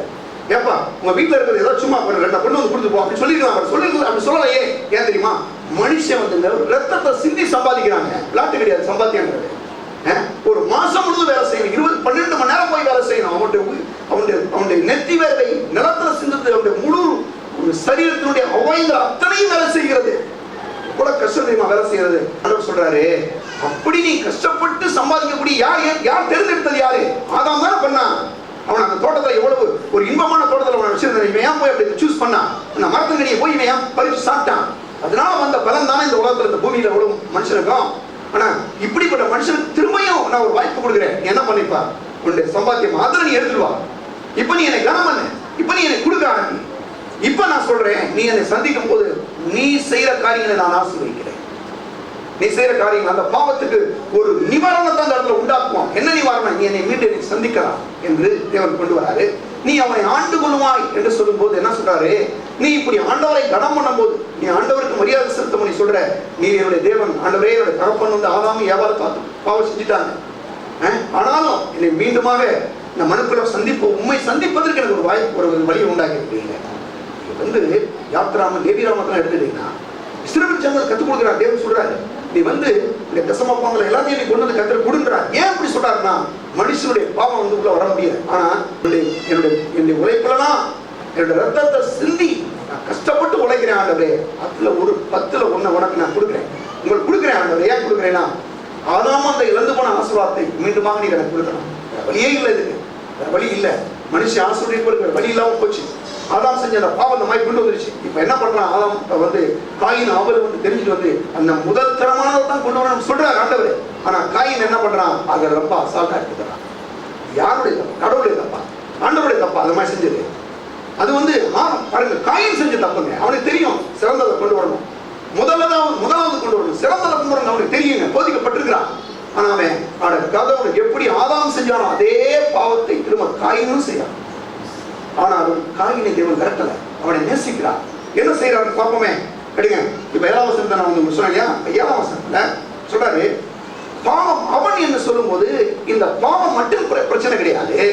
பாவத்துக்கு பின்னால யார் இருக்கா? பிசாசு இருக்கிறான். உள்ளங்க யார் இருக்காது? பாவத்துக்கு பின்னால பிசாசு தான் அவ்வளவு பெரிய வேலை செய்யறான். மொத்த உருவமா பிசாசு வேலை செய்யறான். ஒரு ஆளை வந்து நீங்க வந்து பாவம் செய்ய வைக்கிறது யாருன்றீங்க? பிசாசு தான் பண்ண வைக்கிறாங்க. அவனுடைய மூவனாய் வேறுபடுத்த, அவனுடைய எண்ணங்கள் மாறுது, தப்பான வாழ்க்கைக்குள்ள தள்ளி விடுறான். இன்னைக்கு அநேகர் பாருங்க, வாலிப பிள்ளைகள், வாலிபர்கள் திருமணமான பிறகு கூட அநேகர் மக்களுடைய வாழ்க்கை பாவம் ரொம்ப கஷ்டப்பட்டு இரணமா வாழ்ந்துட்டு இருக்காங்களே. என்ன காரணங்க? பாவம் உள்ள இருக்கிற வரைக்கும் அந்த பாவம் வந்து இவங்க செய்யறத வந்து மறைச்சிருது. ரொம்ப தைரியமா போறான், செய்யறான், ரொம்ப அவனுக்கு ஒரு துணிகரம் ஏற்படுது. பார்த்துக்குவோம் என்ன ஆயிருப்போம். நான் அவனுக்கு நடக்கலாம், நமக்கு நடந்துற போதா? பாவத்தை பத்தி பாருங்க, உங்களுக்கு கல்லூரி படிக்கிற பிள்ளைகள்லாம் கொஞ்சம் கவனமா தான் இருக்கணும். அங்கதான் பாவத்தின் பிறப்பிடமாய் சொல்லி கொடுப்பான் பாருங்க. கர்த்தருடைய சமூகத்தில் அந்த பிள்ளைக்காக ஜெபிக்காதீங்க. அந்த பிள்ளை போதீங்க. நீ யாரு? நீ தேவனுடைய பிள்ளை, நீ பரிசுத்தமான பிள்ளை. உனக்கு என்று கடவுள் ஒரு தெய்வீக திட்டம் வச்சிருக்கிறார். அற்ப காரியத்துக்காக உங்களுடைய வாழ்க்கையை போய் அழிச்சு போட்டுறாத என்று நீங்கள் போதியுங்கள். ஏன்னா அந்த நாட்கள்ல தான் பாவத்தை சொல்லுவான். என்ன சொல்லுவான்? வாலிபனே பார்ப்பா, என்ன வேணாலும் நம்ம செஞ்சுக்கலாம், அம்மா அப்பா நம்மளை பார்த்துட்டா இருக்கிறாங்க, நம்மளை யார் கண்டிக்க போறது? காலேஜுக்கு போறோம், ஸ்கூலுக்கு போறோம், ஏன்னா என்ன கேட்பான்? ஒன்னும் கேட்க மாட்டான். ஓ எல்லாத்தையும் செய்வான். இந்த பாவத்தை கர்த்தர் சொல்றாரு. இதெல்லாம் எப்படி வந்துச்சு? ஆதாம் செய்த அந்த பாவம், அந்த ஆதாம் மூலமாய் என்னது, இந்த முழு உலகத்தை ஆண்டு கொண்டது. இப்படிப்பட்ட அந்த பாவ காரியங்களை மனுஷன் செய்யக்கூடாது என்பதற்காக தேவனே ஒரு முடிவு எடுக்கிறார். அப்பா, நீ வந்து என்னைய சந்திக்கணும்பா, நீ வந்து இந்த உன்னுடைய சம்பாத்தியமா, உன்னுடைய காணிக்கையா அந்த முதல் தரமா நீ என்னை கொண்டு வா. இன்னைக்கு கூட நான் என் பிள்ளைகளுக்கு கற்றுக் கொடுக்குறேன். நீ தசமமா உங்களுக்கு காணிக்கை கூட என் பிள்ளைகளுக்கு நான் சொல்லி கொடுக்குறேங்க. ஏன் தெரியுமா? அப்படி கொடுக்கும் போது அவனுடைய எதிர்காலம் நல்லா இருக்கும். அவனுக்கும், அவன் மனைவிக்கும், அவன் பிள்ளைகளுக்கும், அந்த ஊழியர்களுக்கும் அவன் வாழ முடியும். கற்றுக் கொடுக்கலன்னா ஒண்ணுமே நம்ம போயிடும். நான் சொல்றது புரியுதா அவனுக்கு? அப்ப வந்து ஏன் கற்றுக் கொடுக்குற? இன்னைக்கே நீ இதை செய்ய. ஏன் செய்யறோம்? இங்கே தான் ஆதாமும் தோத்து போயிட்டான், காயினும் தோத்து போயிட்டான். ஆனா ஆபேல் செஞ்சான். ஆபேலுடைய வாழ்க்கையை வந்து என்ன பண்ண செஞ்ச ஆபேலை போய் கொலை பண்றான் பாருங்க. என்ன ஒரு கீர்த்தனமான காரியம். ஒரு ஆளு தசமபாகம் காணி கொடுக்குறான்னு அவனை போய் எப்படி கெடுக்கலாம்? அற்பமா தெரியல, கீர்த்தனமா தெரியல, கடவுளுக்கு உரமான ஒரு பாவம் தெரியல. என்ன செய்யணுங்க? செய்யலாமா? செய்யற ஒரு தப்பு செய்யறானா அவனை போய் கண்டிக்கணும். ஏப்பா நீ செய்ய, ஏன் நீ கடவுளுடைய ஆசீர்வாதத்தை இழந்து போற? நீ வந்து இந்த ஆண்டவருடைய ஆசீர்வாதத்தை பெற்றுக்கொள்ளணுமே, அதுக்கு நீ வந்து இது செய்ப்பா, நீ கொடு அப்படின்னு என்கரேஜ் பண்ணா தேவனுக்கு பிடிச்சமான ஒரு மனுஷனா இருப்போம். மனுஷன் தேவனுக்கு அனுமதி கொடுத்தால் மட்டுமே அவர் உள்ள வர முடியும். சரி, இப்படி ஒரு பாவியான மனுஷனான உலகத்துல வாழ்றானே, இப்படிப்பட்ட மனுஷன் திரும்ப ஆண்டவர்கிட்ட வர்றதுக்கு என்ன பண்ணணுங்க? இவன் தான் அனுமதி கொடுக்கணும். என்ன அனுமதி கொடுக்கணும்? ஆண்டவரே, எனக்காக இந்த உலகத்துல வந்து சிலுவையில் அடிக்கப்பட்டீங்க, ரத்தத்தை சிந்தினீங்க, மறிச்சீங்க, உயிரோட இருந்து இன்னைக்கு இயேசுவே நீங்க ஜீவிக்கிறீங்க, உங்களை நான் என் ஆண்டவராக ஏற்றுக்கொள்றேன். இப்படிப்பட்ட ஒரு பாவ வாழ்க்கை, இப்படிப்பட்ட ஒரு தரித்திர வாழ்க்கை, இப்படிப்பட்ட ஒரு சாப வாழ்க்கையில வாழணும் அவசியம் இல்லை. இன்னைக்கு நான் மனம் திரும்பி உங்கள்கிட்ட வர்றேன் ஆண்டவரே. ஆண்டவர் சொல்றாரு, மகனை மகளே, உங்க இதயமாய வாசப்படி நான் கதவை தட்டுகிறேன். ஒருவன் என் சத்தத்தை கேட்டு கதவை திறந்தால் நான் உங்களை பிரவேசித்தவனை உன்னோடு கூட நான் போஜனம் பண்ணுவேன். அவன் என்னோடு கூட சொல்றாரு, இப்படி ஒரு பாவ வாழ்க்கை வாழ்க்கையா ஒன்றும் பயப்படாது, நான் உனக்கு சொந்தக்காரன் ஆயிடுறேன். எத்தனை குடியாரனா வந்து கடவுள் இன்னைக்கு ஒரு மனுஷன் ஏற்றுக்கிற முடியும்? எத்தனை திருடர்களை தந்த சொந்தக்காரர்கள் சொல்ல முடியுங்க? நல்ல ஹை பொசிஷன்ல இருந்தாரு வச்சுங்க, நல்ல ஒரு இதுல இருக்காரு, சொந்தக்காரர் ஒரு கலெக்டரா இருக்காரு, சொந்தக்காரர் ஒரு மந்திரியா இருக்காரு, எம்எல்ஏ எம்பி நான் சொல்லுவான், என் சொந்தக்காரன் சொல்லுவான். சொந்தக்காரன் இருக்கான இல்லையே, என் சொந்தக்காரன் கூட சொல்லுவான். ஒரு குடிகாரனை, ஒரு கொலகாரனை, ஒரு மோசமானவனை போய் எப்படி சொந்தக்காரன் சொல்ல முடியும்? தேவன் சொல்றாருங்க, கையில பார்த்தியப்பா பாவம் செஞ்சுட்டியா, நீமா உன்னை நான் மன்னிக்க ரெடியா இருக்கேன். யாருக்கு இந்த மாதிரி ஒரு சுபாவம் வரும்? எப்படி இந்த இறக்கம் வரும்? தப்பு பண்ணிட்டா அந்த தப்பை சுட்டி காட்டி அந்த தப்பை பெருசாக்கி அந்த குடும்பத்தையும் அழிச்சு போடுறதுக்கு நிறைய மக்கள் இருக்கிறாங்க. ஆனா தேவன் சொல்றாரு, தப்பை கண்டிக்கிறதுக்காக, ஒரு தவறை சுட்டி காட்டுவதற்காக, நீ செய்யற பாவத்தை சொல்வதற்காக நான் சொல்லல, நீ அதுல இருந்து மனம் திரும்பி என்கிட்ட வா. அதாங்க ரட்சிக்கப்பட்டு இவ்வளவு பேசுறேன் தெரியுமா? ரட்சிக்கப்படணும், ஏன் மனுஷன் ரட்சிக்கப்பட்டு வரணும் அப்படின்னு நான் எவ்வளவு கத்துறேன் ஏன் தெரியுமா? மனுஷனுடைய நிலை கேவலம் அப்படி இருக்கான். அவனுக்கு எந்த நேரம் சாவு வரப்போன்னு யாராலுமே சொல்ல முடியாது. ரட்சிக்கப்படாத மனுஷனுக்கு எங்கேயுமே அவனுக்கு கேரண்டியே கிடையாதுங்க. அதனால தாங்க ரட்சிக்கப்படணும்னு சொல்றேன். நான் சுவிசேஷத்தை போய் ஏன் அறிவிக்கன்னு சொல்றேன். சபையில் இருக்கக்கூடிய மக்கள் வந்து ஏன் போய் சுவிசேஷத்தை சொல்ல நான் சொல்றேன் தெரியுமா? நீங்க நல்லா இருக்கிறீங்களே, எத்தனை பேர் நீங்க நல்லா இருக்கீங்க? நீங்க போய் ஒரு மனுஷனை கொண்டு வரும்போது அவனுடைய சாவு குழியிலிருந்து அவன் தூக்கிட்டு வர்றீங்க. காயின் வந்து இந்த காயினை பற்றி சொல்றேன் பாருங்க. காயின் என்ன நாமைக்கு போட்டான்ற பாருங்க, வேதத்துல என்ன சொல்லுது பாருங்க. அதை பற்றி நம்ம பார்க்கலாம். நான் சொல்றேன், உங்க சொந்த பந்தங்களுக்கு நீங்க 1000 எத்தனை ரூபா வேணும் கொடுக்கலாம், அந்த ரூபா அவனுக்கு ஒன்றும் பதில் செஞ்சிட முடியாது. ஆண்டவராய் இயேசுவை கொடுத்து நான் நரகத்துக்கு போய் அழிஞ்சு போறவன் நீ தூக்கி விடுற, நீ 1 ரூபா கொடுத்தா பரவாயில்ல, அந்த அவன் இயேசுவை மட்டும் நீ கொடு. இன்னைக்கு வேணா அந்த உலகத்துல சோகமா அப்படின்னு வாழ்ந்துடலாம். ஆனா ஒரு நாள் அவனுடைய நிலைமை ரொம்ப மோசமா போயிடும், காயோட மோசமா போயிடும். பாருங்க என்ன நடக்குது என்றதை பார்ப்போம். எடுங்க. இப்போ மனுஷனுக்கு அவன் அனுமதி கொடுக்கணும். ஒரு மனுஷன் வரும்போது சரி 4:8 வருவோம். அது அவன் 8ஆம் வசனம். காயின் தன் சகோதரனாய் ஆபேலோடு பேசினான். எப்படி பேசுறான் பாருங்க. தன்னுடைய சகோதரன் ரொம்ப வஞ்சகமா பேசுறான். பேச்சே நம்ம ஊர்ல ஒரு சால் பேசுவாங்க, தேர்வுறமாய் பேசுறது, அப்படியே பேசுறான். பேசிட்டே இருக்கிறான். கர்த்தர் பாருங்க வந்து காயின் தன் சகோதரனாய் ஆபேலோடு பேசினான். அவர்கள் வயல்வெளியிலே இருக்கும் சமயத்தில் காயின் தன் சகோதரனாய் ஆபேலுக்கு விரோதமாய் எழுப்பி அவனை கொலை செய்தான். சொல்றாரு, இவ்வளவு நேரம் வரைக்கும் சொல்றாரு, பாவம் ரொம்ப மோசமானு சொல்லி கர்த்தரே சொல்றாரு. ஆனா இந்த தன்னுடைய சொந்த சகோதரன் மேல பொறாமை வந்துருச்சு. ஏன் செஞ்ச இவன் வந்து கர்த்தருக்கு கொடுத்துருக்கிறான், கடவுளுக்குன்னு காணிக்கை கொடுத்தான், ரசமம் கொடுத்துட்டான். கர்த்தர் இவனை அங்கீகரிச்சுட்டாரு, ஏத்துக்கிட்டாரு. இவன் செய்யலன்னு என்ன பண்ணணும்? இவன் தான் போய் மன்னிப்பு கேட்டு கர்த்தர்ட்ட மன்னிச்சிருப்பாரு ஆண்டவர். இப்போ என்ன பண்றான்? அதுக்கு பதிலா போய் கொடுத்த ஆபேலை போய் ரொம்ப நயவஞ்சமா பேசி கொண்டு போறான். எப்படின்னா ரொம்ப அன்பா கொண்டு போறான் பாருங்க. ரொம்ப அன்பா பேசி கொண்டு போய் வயல்வெளிக்கு கொண்டு போறான். என்னது அவன் ஏரியா கூட்டு போயிட்டான். யார் ஏரியாது? காயினுடைய ஏரியாது. ஆபேலுடைய ஏரியா மந்தை, அது வயல்வெளி தான். ஆனா எங்களுக்கு வேதம் சொல்லுது வயல்வெளி கூட்டு போறான். எப்படி கூட்டு போறான்னு நினைக்கிறேன்? தம்பி வாப்பா, என் வயலாம் வந்து கொஞ்சம் பாரு, எப்படி இருக்கு பாத்தியா அப்படின்னு சொல்லி அப்படியே ரொம்ப நயவஞ்சமா பேசி கொண்டு போய் அங்க போய் அவன் என்ன பண்றான் பாருங்க. 8ஆம் வசனத்துல காயின் தன் சகோதரனாய் ஆபேலோடு பேசினான். அவர்கள் வயல்வெளியில் இருக்கும் சமயத்தில் காயின் தன் சகோதரனாய் ஆபேலுக்கு விரோதமாய் எழும்பி அவனை கொலை செய்தான். வஞ்சகமான ரீதியில் ஒரு கொலை, முதல் கொலை உலகம் நடக்குதுங்க. முதல் முறையா ஆதியாகமம் 4ஆம் அதிகாரத்துல முதல் கொலை நடக்குது. அந்த முதல் கொலை செஞ்ச யார் தெரியுமா? மனுஷனா பிறந்த முதல் மனுஷங்க. அந்த உலகத்துல பிறந்த மனுஷன். ஆதாம் வந்து பிறந்த மனுஷன் கிடையாது. ஆதாமுக்கு காயின் வித்தியாசம் இருக்கு, நல்லா கவனிச்சுங்க. ஆதாம் வந்து பிறந்த மனுஷன், அம்மாவுடைய வயிற்று வந்து பிறக்காத ஒரே ஒரு ஆள் யாரு? ஆதாம் மட்டும்தான். அம்மாவோட வயிற்று வந்து பிறக்காதுங்க ஆதாம் எவர் மட்டும்தாங்க. அதுக்கு பிறகு காயின் தான் முதல்ல பிறக்கிறான். முதல் பிறந்த மனுஷன். அந்த அம்மாவோட பேர் வைக்கிறாங்க, நான் கர்த்தரால் ஒரு மனுஷனை பெற்றேன் என்று சொல்றாங்க. அந்த அம்மா ஆதாம் தேவதம்மா. ஆனா அவன் என்ன பண்றான்? முதல் மனுஷன் தன்னுடைய சகோதரனை போய் வஞ்சகமா கொலை செஞ்சுட்டான். எதுக்கு கொலை செய்யணும் அப்படின்னா, இவன் கர்த்தருக்கு கொடுத்ததுதான் பிரச்சனையா? அப்ப கர்த்தர் இவன் அங்கீகரிச்சிருக்கிறாருங்க. கர்த்தர் இவனை வந்து இவன் கொடுத்ததா நேசிக்கிறாரு, இவன் கொடுத்ததை அங்கீகரிக்கிறாரு. அவர் என்ன சொல்றாருப்பா, நீ என்னை நேசிக்கிற, நீ என் மேல அன்பு வச்சிருக்கிற, நீ வந்து என்னுடைய பிள்ளை என்று, நீ வந்து எனக்குரியவன் என்று இங்க ஆபேலை வந்து அவர் ஏற்றுக்கொள்கிறார். அந்த ஏற்றுக்கொள்றது இவனுக்கு பிடிக்கிறது. எப்படி உன்னை வந்து ஏற்றுக்கொள்ளலாம் அப்படின்னு கோபம் இருந்து பிசாசு அவனுடைய எண்ணத்தை போய் பிடிச்சிட்டான்.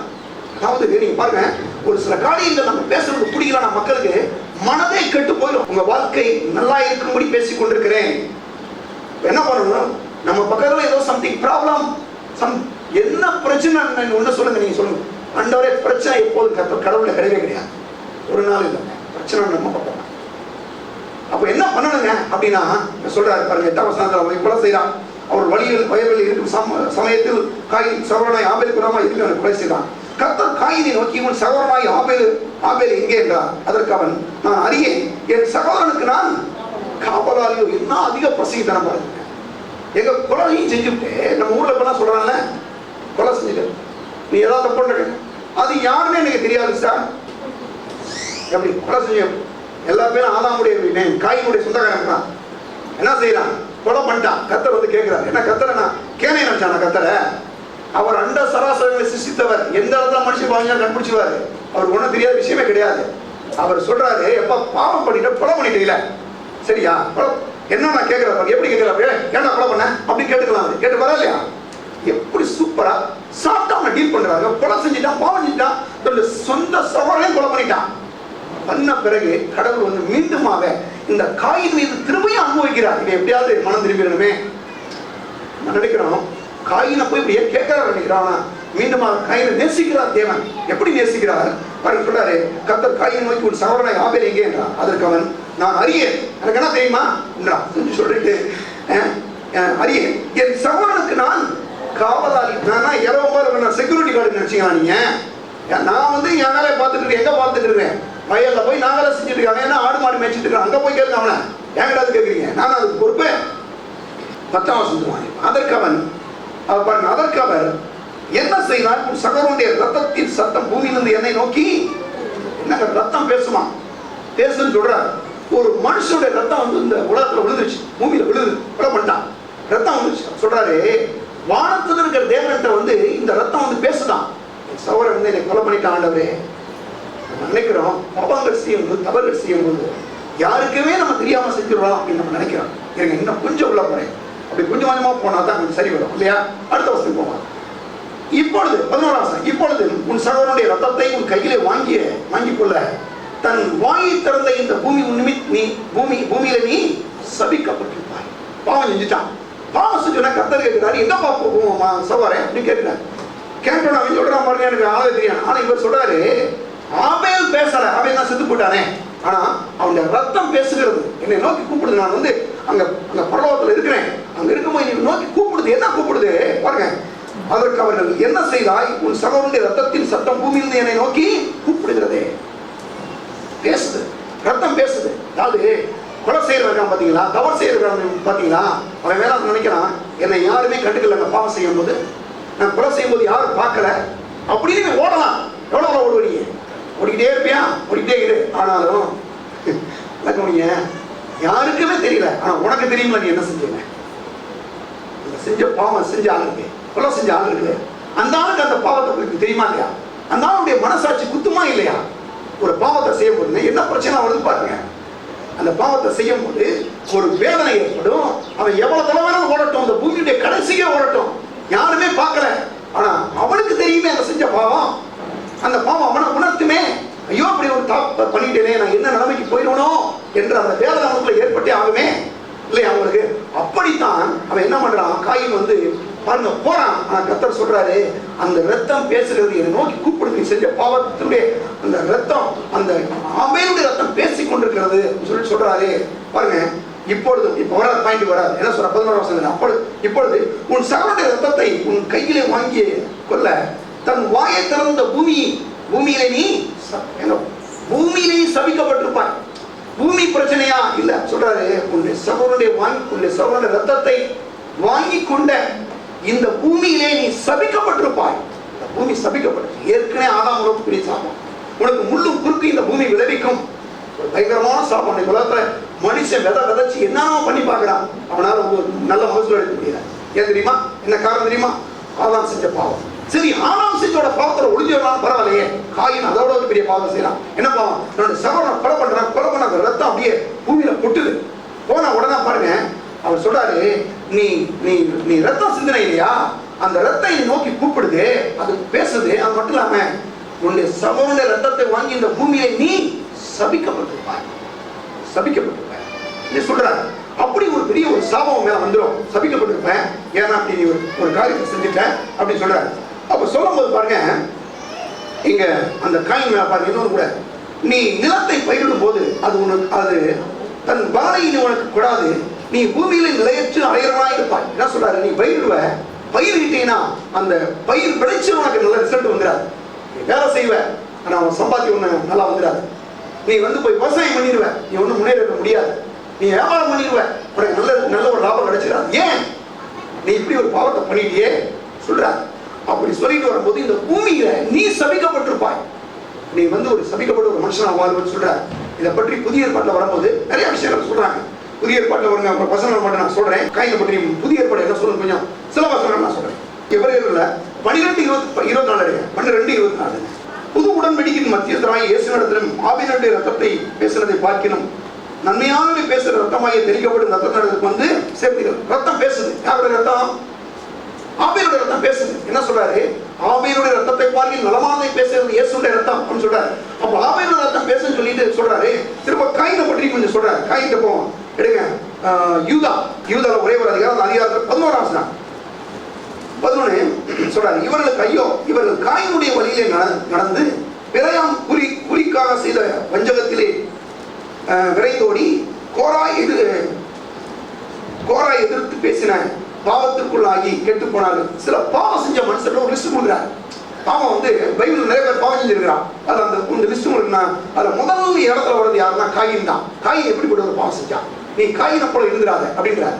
சரி, இப்ப சொல்றாரு. இதுக்கு பிறகு 1 யோவான் 3ஆம் அதிகாரத்துல 12வது வசனத்துக்கு வருவான். 3:12 பொல்லாங் நாள் உண்டாய் வந்து தன் சகோதரனை கொலை செய்த காயினை போல் இருக்க வேண்டாம். யாரால? பொல்லாங்கன் யாரு? சாத்தான், பிசாசுனால. ஒரு மனுஷன் பாவம் செய்யும் போது அவன் எப்படி பாவம் செய்யறானா? பிசாசுனாலதான் செய்யறான். பிசாசு தான் அந்த பாவத்துக்கு பின்னாடி வேலை செஞ்சுட்டு இருக்கிறான். அவன் நல்ல கவனிங்க, சொல்லப்பட்டிருக்கு. பிசாசு தான் குடும்ப கூட விட மாட்டான். ஒரே குடும்ப விட மாட்டான். ஏன் ஆத்துமக்கள் ஆதாயம் செய்ய விட மாட்டான்? சபைக்கு ஏன் மக்கள் வரக்கூடாது நினைக்கிறது? இதான் சாத்தானுடைய ஒரு வஞ்சகங்க. அவன் நிறைய ஆக்ஷன் பண்றான், நிறைய ட்ரிக்ஸ் யூஸ் பண்றான். பயங்கரமா வச்சுக்கிறான் மக்களை. இன்னைக்கு ஒரு நாள் ரட்சிக்கப்பட்டு வரன்றது என்ன தெரியுமா? அவனை வாழ வைக்கிறோம். ஒரு நாள் நீங்க சபை கொண்டு வருது, அந்த மனுஷன் வந்து நரகத்துல போய் அழிஞ்சு போயிடுவான். அந்த அழிஞ்சு போற மனுஷனை அந்த அழிவிற்கு தூக்கி கொண்டு வரதாங்க ஆத்துமாதாய். அவனை எவ்வளவு பெரிய பாவத்தை நீங்க கொண்டு வரீங்க தெரியுமா? சாதாரண விஷயம் கிடையாது. எத்தனை கோடி எல்லாம் நீங்க கொடுத்து போங்க, நரகத்தை போறவங்கள தடை செய்ய முடிஞ்சிருமா? முடியாதுங்க. ஆனா ஒரே ஒரு நேரம் இயேசுவை மட்டும் நீங்க சொல்லிட்டீங்கன்னா போதும், ஆண்டவரை ஏற்றுக்கிட்டா போதும். அப்படிப்பட்ட ஒரு நரக குழியிலிருந்து மேல வந்துடலாங்க இல்லையா? அதான் சொல்றாரு பாருங்க. தன் பொல்லாங்கனால் உண்டாய்ந்து தன் சகோதரனை கொலை செய்த காயினை போல இருக்க வேண்டாம். அவன் அவன் என் நிமித்தம் அவனை கொலை செய்தான். என்ன சொல்றாரு? அவன் என் நிமித்தம் கொலை செய்தான். அவனை கொலை செய்தான். தன் கிரியில் பொல்லாங்கனவைகளும் தன் சகோதரனுடைய கிரியில் நீதியுள்ளமாய் இருந்த நிமித்தமே. என்ன சொல்றாருன்னா, அவன் எது நிமித்தம் கொலை செஞ்சானா? அவன் செஞ்சது நீதி உள்ளவைகள், இவன் செஞ்சது என்னது? பொல்லாங்கு, அநீதி, அக்கிரமம். அதனால அவன் கொலை செஞ்சான். அப்ப நல்ல கவனிங்க, நீங்க கடவுளுக்கு கொடுக்கிறது அது நீதி, நீங்க கர்த்தருக்கு ஊழியம் செய்யறது அது நீதி. ஆனா அப்படி தவறு அதை செய்யாம இருக்கும் போது அது என்னதுங்க? பொல்லாங்கு, அநீதி, அக்கிரமம். அங்க சொல்றாரு அப்படி இருக்க வேண்டாம், அப்படி செய்யலாம்னு சொல்றாரு. சரி, இது காயினுடைய நிலம் அப்படி இருக்கு. சரி, காயினை பற்றி ஃபைனலா என்ன சொல்றாரு பார்ப்போம். அதை பார்த்து முடி வாதியா மாட்டேங்க. திரும்ப 4வது எடுத்துவாங்க. ஓகே, நீ நிலத்தை பயிரிடும் போது அது தன் பலனை நீ உனக்கு படாது. நீ பூமியில நிலையற்று அடைவனா இருப்பான். போயிட்டான் பாருங்க, ஒரே ஓட்டம் ஓடிக்கிட்டே இருக்கான். இதை பற்றி சொல்லாத பாருங்க. ஒரு பிரபலமான ஒரு ஓவியர் ஒருத்தர், அவர் வந்து நல்ல பாடல் கூடியவர். அந்த மாதிரி ஒருத்தர் என்ன பண்ணாரு, ஒரு படத்தை ஒன்று வச்சிருக்காரு. அப்புறம் நான் பார்க்குறேன், சொல்ற படம் வச்சிருக்காரு. என்ன படம்னா, ஆதாம் பாருங்க, காயின் வந்து அப்படியே ஓடிக்கிட்டே இருக்கான். நம்ம தூரம் போயிட்டே இருக்கான். ஓடும் போது ஓடும் போது அப்படியே ஏவாள் வந்து அந்த மகன் வந்து செத்து போய் கிடக்குறான். யாரு? ஆபேல் வந்து இவன் கொலை செஞ்சிட்டான்.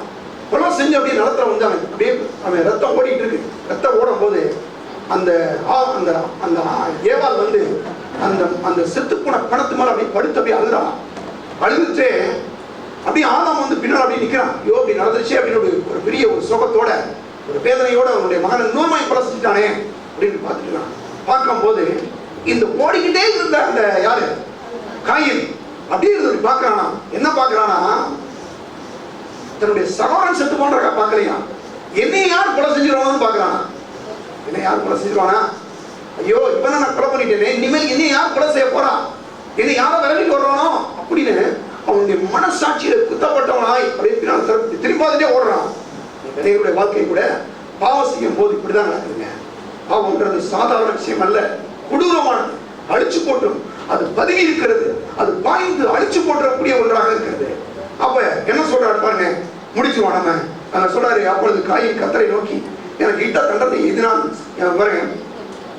அப்பொழுது காயின் கர்த்தரை நோக்கி, எனக்கு இட்ட தண்டனை என்னால் சகிக்க முடியாது சொல்றான். எனக்கு என்ன தண்டனை கொடுக்குறீங்க, எனக்கு என்ன அப்படி சொல்லிட்டீங்க சபை, எனக்கு இந்த பூமி வந்து மேலே என்ன பண்ணாது, ஒன்றும் பலன் கொடுக்காது, இனிமேல் விளைச்சல் உண்டாகாது, நான் என்ன பண்ண முடியும், எப்படி நான் சாப்பிடுவேன், இப்படி எனக்கு ஒரு தண்டனை நீங்க கொடுக்கலாமா அப்படின்னு சொல்லி அப்படியே காயின் வந்து அப்படியே ஒரு பெரிய புலம்பலோட நிற்கிறான். அப்படி நிற்கும் போது பாருங்களேன் என்ன பண்றான் பாருங்க, என்னால் சகிக்க முடியாது. அப்பொழுது காயின் கர்த்தரை நோக்கி, எனக்கு இட்ட தண்டனை என்னால் சகிக்க முடியாது, இன்று என்னை இந்த தேசத்திலிருந்து துரத்தி விடுகிறேன், நான் உமது சமூகத்துக்கு விலையும் மறைந்து பூமியில் நிலையற்ற அடையவனாக இருப்பேன், என்னை கண்டுபிடிக்கிறவன் எவனும் என்னை கொன்று போடுவானே என்றான். என்ன சொல்றான், என்னை பார்க்கிற எவனா ஒருத்தர் என்னை கொண்டு போட என்ன பண்ண முடியும், நான் கொலை செஞ்சுட்டேன், அப்ப என்னைய கொலை செய்யற ஒரு ஆள் தான் என்ன பண்ண முடியும். என்ன சொல்றது, என்னது, பட்டயத்தை எடுக்கிறவன் பட்டயத்தாலே மடிவான். நீங்க என்ன விதைக்கிறீங்களோ அதான் பிரச்சனை. நீங்க வந்து இங்க பாருங்க, நான் சொல்றேன் நல்லா பிச்சோர்களா சொல்றேன், நீங்க என்ன கண்டிஷன்ல இருக்கீங்களோ உங்களோட ஒரு பிள்ளை நல்லா இருக்க முடியாது, வாய்ப்பே இல்லை. நீங்க அதுக்கு தான் சொல்றேன், உங்க பிள்ளைகளுக்கு முன்னாலும் எங்கனாலும் நீங்க நல்லா முதல்ல வாழுங்க. புரியுதா உங்களுக்கு? நீங்க உங்க வாழ்க்கை கவனிங்க. உங்க பிள்ளைகளுக்கு முதல் டீச்சரே நீங்க தான், முதல் பாஸ்டரே நீங்க தான். யாரு? தாய் தகப்பனா உங்களை பார்த்துக்கிட்டு இருக்கு பிள்ளை. நீங்க எப்படி இருக்கிறீங்கன்னு பார்க்குது அந்த பிள்ளை, உங்களை பார்த்துக்கிட்டே இருக்குது. எங்க அம்மா எப்படி இருக்காங்க, அப்பா எப்படி இருக்கிறாங்க. ஒரு நாள் நீங்க உங்க பிள்ளை தப்பு செய்யும் போது கேட்டீங்கன்னா சொல்லுவாங்க, நீ என்ன யோக்கியமா, நீ என்ன கட்டிக்கிறேன், நீ என்ன கேட்குமா இல்லையாங்க? கேட்குங்க. என்ன பண்ணணும் இன்னைக்கு நாம் நம்முடைய பிள்ளைகளுக்கு முதலாவது ஒரு பிரசங்கியாராக, முதலாவது ஒரு டீச்சராக, நல்ல ஒரு தகப்பனாக தாயாராக இருக்கிறதுங்க. அதான் நம்முடைய பொறுப்பு. பிள்ளையை பெற்றுட்டோம், சும்மா சோற போட்டு நல்லா 3 நேரம் நல்லா தின்னு போ, இதுக்கு கிடையாதுங்க. வளர்க்கறது ரொம்ப அற்புதமான காரியம். ஒரு கலை பிள்ளை வளர்க்கறது எவ்வளவு ஆசீர்வாதமான காரியம் நம்மளுக்கு தெரியுமா? அந்த பிள்ளைகளை பெற்று வளர்த்து அது சில காரியங்களை செய்யும் போது அது ஒரு பெரிய சந்தோஷமே இருக்கு. அப்பொழுது கர்த்தர் அவனை நோக்கி, காயினை கொள்ளுகிற எவனும் மேலும் 7 பலி சுமரும் என்று சொல்லி, காயினை கண்டுபிடிக்கிறவன் எவனும் அவனை கொன்று போடாதபடி கர்த்தர் அவன் மேல் ஒரு அடையாளத்தை, கடவுள் எவ்வளவு நல்லவர் பண்ணுகிறான். எங்க இவ்வளவு பெரிய குலகாரன் தன்னுடைய சகோதரனை வஞ்சகமா கொண்டு போய் கொண்டுட்டான். இவன் மேல எவ்வளவு கடவுளுக்கு ஒரு கோபம் இருந்திருக்கான். ஆனாலும் தேவன் அங்குள்ள உலகத்துல மனுஷன் எவ்வளவு பெரிய ஒரு பாவியா இருந்தாலும் மனுஷனை நேசிக்கிறாங்க, அவரை நேசிக்கிறாங்க. கொலை பண்ணிட்டான் சொல்றாரு, சொல்றான், எனக்கு என்ன மனுஷனா பார்த்தா நீ கொண்டு போட்டுருவானே பயப்படுறான். கர்த்தர் சொல்றாரு, காயினை கொள்ளுவன் மேல் 7 பலி சுமரும். எப்படி சொல்றாரு, நீ ஆமேல கொண்டாலும் 1 பலி தான் சுமருது, உன்னை கொண்ட மேல 7 பலி சுமரும். ஏன்னா நான் உனக்கு பாத்துக்கிறேன், போ பண்ணிட்டேன் நீ. ஆனா என்கிட்ட நீ மன திரும்பி வந்துரு, நீ வரணும், அதைத்தான் நான் எதிர்பார்க்கிறேன். என்கிட்ட ஒரு நீ பாவம் பண்ணிட்டு நீ தப்பு பண்ணிட்டு ஓடிடாத, பயந்து ஓடிடாத, என்கிட்ட வா நீ கூப்பிடாரு. அப்ப என்ன பண்றாரு, இந்த பாவம் செஞ்ச இந்த மாதிரி இந்த காயினை வந்து பாருங்க, இப்ப அப்படியே வாங்க 16ஆம் வருஷத்துக்கு போலாம், முடிய போலாம். அப்படியே காயின் கர்த்தருடைய சந்நிதியை விட்டு புறப்பட்டு ஏதேனுக்கு கிழக்கான நோக்கி என்னும் தேசத்துல குடியிருந்தான். போயிட்டான், ஒரே ஓட்டம் ஓடி போயிட்டான். ஏதேனாலும் போயிட்டான் குடித்து நோத்துன்ற ஒரு தேசத்துக்கு போறான். அங்க போய் என்ன செஞ்சா தெரியுமா உங்களுக்கு? அங்க போய் இவன் தான் முதல் முறையாக சரித்திரத்துல வேதத்திலேயே பட்டணத்தை உருவாக்குறான், வீடெல்லாம் என்ன கட்டுறான். யாரு? காயின். என்ன பண்றான்னா, போய் பயிரிட்டா பயிர் வந்து வரைய மாட்டேது, ஒன்னும் ரிசல்ட் வரல, பலன் வர மாட்டேது. ஒண்ணு வந்து விவசாயம் பண்றான், ஒன்னும் பலன் கிடைக்க மாட்டேது. கடைசி என்ன பண்றான், ஏதாவது ஒரு நகரத்தையே உண்டாகும் அப்படின்னு சொல்லி கன்ஸ்ட்ரக்ஷன் போயிட்டான். வீடு போய் ஒரு நகரத்தை உண்டாக்குறான், நோத்துன்ற இடத்துக்கு போறான்.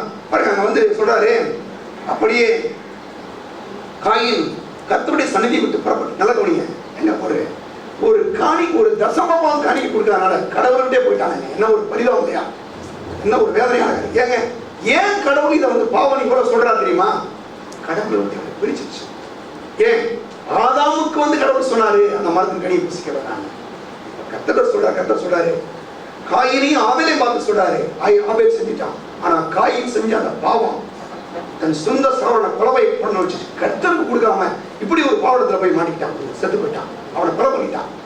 அதோட இவன் ஓடியே போயிட்டே இருக்கிறான். இவனை யாராவது கொண்டு வரான்னு எதிர்பார்க்கிறான். அநேக நேரங்களில் நம்ம அநேகர் நினைக்கிறாங்க, இந்த தப்பை பண்ணிட்டோம் நம்ம ரொம்ப தொலைல ஓடி போய் நல்லா இருந்தலாம் அநேகர் நினைக்கிறாங்க. முடியாதுங்க. பாவம் வாசப்படியில படுத்திருக்கு, பாம்பம் மாதிரி ஒரு சிங்கத்தை மாதிரி படுத்திருக்கு. அது என்னைக்காவது ஒரு மனுஷனை கொன்று போட்டு விடும், அந்த பறவலை கடிச்சிடும், ரத்தம் கொண்டு போட்டுரும். நம்ம நினைக்கிறோம் வந்து எங்கேயோ ஓடிட்டோம் நம்ம போய் நல்லா இருந்துருவோம் அப்படின்னு நினைக்கிறோம். கிடையாதுங்க. பாவம் ரொம்ப கொடூரமான காரியம், மோசமானது. அதுக்கு பின்னால பிசாசு இருக்கிறான். வேதம் சொல்லுது, திருடன் திருடவும் கொல்லவும் அழிக்கவும் வருகிறான் என்று வேலை கொண்டிருக்குமானா, நானோ மனுஷனுக்கு ஜீவன் உண்டாக்கவும் அது பரிமாணப்படாது என்றார். அப்ப அந்த பாவத்திலிருந்து விடுதலை இயேசு சொல்றாரு. இப்ப இயேசு வந்து சொல்றாரு, இயேசு சொல்றது மட்டும் இல்ல, ஆபேல் ரத்தம் பேசுன்னு சொன்னேன்ல, முடிக்க போறேன். ஆபேல் ரத்தம் என்னதான் பேசுறேன் அப்படின்னா பாருங்க. அதை பற்றி அதிகாரத்தில் நம்ம கடைசி வரைக்கும் வந்துட்டோம். கடைசியாக அந்த விரட்டப்பட்டு போறான். அதான் வியாபாரம் பாஞ்சிட்டாங்க, போயிட்டாங்க. கடைசியாக என்ன நடக்குது அப்படின்னா, இந்த ஆபேலுடைய ரத்தம் வந்து பேசு. எப்படி பேசுதுன்னா, என்ன பேசுதுன்னா, ஏதோ எனக்கு வந்து இந்த மாதிரி என்னை கொண்டு போட்டுட்டான், அதனால அவனுக்கு தண்டனை கொடுத்துருங்க, அப்படி கிடையாது.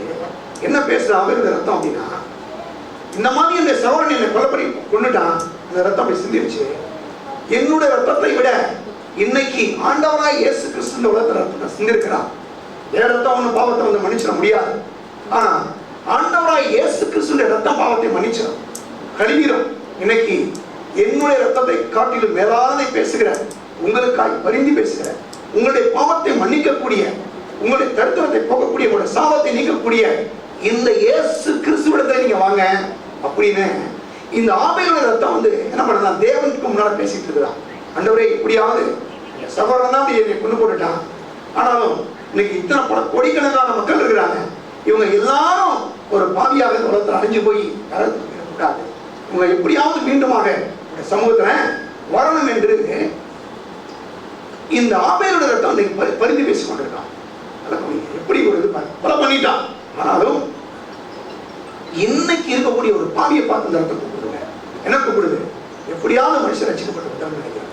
ஆபேலுடைய ரத்தம். அப்ப இன்னைக்கு நல்ல கவனிங்க, பாவத்தை விட ஆண்டவராய் இயேசு கிறிஸ்துவின் ரத்தம் பெரியது. காயின் வந்து பாவம் செஞ்சுட்டான், ஆபேலை வந்து கொலை பண்ணிட்டான். இன்னைக்கு கூட ஒரு சில நேரங்களில் ஒரு சில மக்கள் பாவங்களை பண்ணிடுறாங்க. அந்த பாவத்துக்கு இந்த உலகத்துல பரிகாரம் இல்லைன்னு நினைச்சிடாங்க. ஆண்டவராய் இயேசு உங்களை மன்னிக்கிறவராக இருக்கிறார், உங்கள் பாவத்தை கழுவுற தேவனாக இருக்கிறார். இவர்தான் மெய்யான தெய்வம். இந்த தேவன் நம்ம ஒவ்வொருவருக்காகவும் சிலுவையிலே வந்து அடிக்கப்பட்டார், ரத்தத்தை சிந்தினார், மரித்தார், உயிரோடு எழுந்தார். அவர் இன்னைக்கு ஜீவிக்கிறார். இவரை ஒரு மனுஷன் இயேசுவே நீர் இந்த ஆண்டவர் என்று ஏற்றுக்கொள்ளும் போது அவருடைய வாழ்க்கையை அவர் மாற்றுகிறார். ஏற்றுக்கொண்டவர்கள், நான் சொல்றேன், நான் மீண்டும் அவருக்கு சொல்றேன், ஏதோ உங்களை தசமப்பாங்க காணிக்க உங்களை நான் புடுங்கி ஏதோ பன்னெண்டு நோக்கத்தில் பேசுறேன். ஆதாம் இழந்து போன ஆசீர்வாதத்தை, காயின் இழந்து போன ஆசீர்வாதத்தை தேவன் மீண்டுமாக இந்த தசமபாகங்கள் காணிக்கையின் மூலமாய் நீங்கள் பெற்றுக்கொள்ளும்படி, தேவன் உங்களை சந்திக்கொள்ளும்படி அழைப்பு கொடுத்திருப்பாருன்னா அதை நீங்க செய்வதுதான் உங்களுடைய வாழ்க்கையில் மிக ஆசீர்வாதமான காரியம். அப்ப இன்னைக்கு ஒண்ணு செய்யுங்க, தசமபாகம் காணிக்கணும்னா ஏதோ ஒரு நம்ம கடவுள் ஏதோ பிடிக்கிறாரு, நம்ம ஆண்டவர் என்ன பண்ணிவிட நினைச்சாங்க. எவ்வளவு பெரிய ஒரு அழிவுக்கு நேரம் நம்ம போறோம். அந்த அழிவுல இருந்து நம்மளை மீட்டெடுத்து மீண்டுமாக உங்களுடைய கையில் பிரயாசங்கள் ஆசை. இந்த ஆதாமும் காயினும் சபிக்கப்பட்ட இந்த பூமியிலே நீங்கள் ஆசீர்வதிக்கப்படும்படி இயேசு கிறிஸ்துவின் ரத்தத்தின் மூலமாக ஆபிரகாமுடைய ஆசீர்வாதத்தை பெற்றுக் கொள்ளும்படியாக தேவன் இதை செய்ய சொல்லியிருக்கிறார். அப்ப இன்னைக்கு ஒரு முடிவெடுக்கணும். ஆண்டவரே, இதுவரைக்கும் பற்றி எனக்கு தெரியல, இன்னைக்கு நான் தெரிஞ்சுக்கிட்டேன், செய்ய போறேன். செய்யறவங்க எப்போதுமே நான் சொல்றேன், ஒரு பாசிட்டிவா செய்ய, இதை எனக்கு எப்படின்னா செய்ய, ஏதோ ஒரு காலத்து ஐயோ நம்ம ஏதோ பிடிக்கணும்னு நினைக்காங்க, அப்படி புரியுறாங்க. அது காயினுடைய மோசமான காரியம். அப்படி போறாங்க. நான் வந்து காயின் போல இல்லை, ஆபேல் போல உண்மையா கொடுக்க போறேன் ஆண்டவரே, அந்த இடத்துக்கு வாங்க. அது மட்டும் இல்ல, இயேசு கிறிஸ்துவின் ரத்தம் நம்முடைய சார்பாக நமக்காக பரிந்து பேசிக் கொண்டிருக்கிறது. இந்த உலக மக்கள் நீங்க எத்தனை பேர் ரட்சிக்கப்படாம இருக்காங்க. நான் சொல்றேன், ரட்சிப்புன்றதை பத்தி நீங்க புரிஞ்சுக்கிட்டீங்கன்னா சும்மா இருக்க முடியாது. பார்க்கிற இந்த மனுஷனா இயேசு பற்றி சொல்ற அந்த முடிவெடுங்க. அவரை போய் நீங்க நரகத்தை தூக்கிட்டு வர ஒரே ஒரு வழி, இயேசுவை அறிவிக்க வேண்டும். நீங்க நல்லா இருப்பதற்கு ஒரு வழி கடவுளுக்கு கொடுக்க வேண்டும். ஏன்? கர்த்தர் அங்கதான் உங்களை சந்திக்க வச்சிருக்கிறார். அதுதான் வழி, அது ஒரு வழி இல்லையே. அப்ப அந்த இடத்துக்கு நம்ம வரும்போது நான் சொல்றேன், கர்த்தருடைய சமுத்திரம் சொல்லுவேன், ஆண்டவரே இந்த நாள்ல கூட நான் ஒரு முடிவு எடுக்கிறேன். என்ன முடிவு? கர்த்தருக்கு என்று இதுவரைக்கும் எனக்கு தெரியாது, இன்னைக்கு நான் கொடுக்குறேன். பிசாசு அவ்வளவு சீக்கிரமா நேரம் கொடுக்க மாட்டான். ஏன் தெரியுமா? அவனுக்கு நல்லா தெரியும், இவன் காகிதமாகி அழிஞ்சு போட்டு நினைக்கிறாங்க. அந்த இடத்துக்கு போயிடாங்க. தைரியமா ஆண்டவர் பிடிங்க, கர்த்தருக்கு என்று கொடுங்க. அநேக மக்கள் ஆண்டவர் அறிவிங்க. எங்கேயாவது தூரத்துல ஓடி போய் நல்லா நினைச்சுறாங்க. கர்த்தருக்கு பக்கத்துல வாங்க. தூரத்துல போக போக மனுஷனுடைய வாழ்க்கையை தேவன் அழிச்சுக்கிட்டே போறான். அந்த ரகத்துல சில காரியங்களை நம்ம செய்யறோம், தப்பிச்சிருக்கோம் நினைக்க வேண்டாம். சாத்தான் பதிவிருந்து உங்களை அழிச்சு போட்டுருவான். பதிவிருந்து பாவம் உங்களை கொண்டு போட்டு விடும். யாரும் நம்மளை பார்க்கலங்கிறதால கிடையாது, சர்வலோகத்தில் தேவன் உங்களை பார்த்துக் கொண்டிருக்கிறார் என்ற அந்த அறிவோடு, அந்த வெளிச்சத்தோடு நீங்கள் நடந்து கொள்ளுங்கள். அந்த தேவனுடைய ஆசீர்வாதத்துக்கு தேவனை நெருங்கி வாங்க. ஒவ்வொரு மனுஷனை தேவன் நேசிக்கிறார். இன்னைக்கு கூட உங்க ஒவ்வொருவருக்கு நான் சொல்றேன், எத்தனையோ உங்களுடைய சொந்த பந்தங்கள், வேலை செய்யறவங்க அநேகர் இந்த இயேசுவை அறியாமல் இருக்கிறாங்க. அவங்களுக்கு இந்த இயேசு கொடுங்க. உங்களை ஆண்டவர்கிட்ட கொண்டு வரணும் விரும்புங்க. பாவம் ரொம்ப கொடூரமானதுங்க. எந்த நேரத்துல வேணாலும் அந்த மக்கள் அழிச்சு போட்டுடலாம். அவங்களுக்கு எந்த கேரண்டியுமே கிடையாது. ஆனால் இந்த ஆண்டவர்கிட்ட ஒரு மனுஷன் வரும்போது அவனை தேவன் என்னால் பாதுகாத்து. நான் சொல்றேன், இன்னைக்கு ஒருவேளை தசமபாகங்களை காணிக்க நான் கொடுக்கல நீங்க வச்சீங்கன்னா இன்னைக்கு கொடுக்க முடியும் ஒரு தீர்மானம் எடுங்க. அல்ல தெய்வமே, உங்களை இதுவரைக்கும் எனக்கு தெரியல, நான் இன்னைக்கு ஒரு முடிவு எடுக்கிறேன். உண்மை நான் சந்திக்கும்படி இதுதான் வழி, நான் அதை செய்கிறேன் ஆண்டவரே என்று ஒரு முடிவெடுங்க. சம்பாத்தியம் வரும்போது, உலகத்தின் முதல் பலன் வரும்போது முதலாவது எடுங்க. நீங்க தைரியமா எடுங்க, ஒரு நம்பகத்தை கொடுங்க. கண்டிப்பா உங்களை தேவன் ஆசிரியப்பட மாட்டாங்க. எல்லா கண்களையும் மூடுவோம், செபிப்போம்.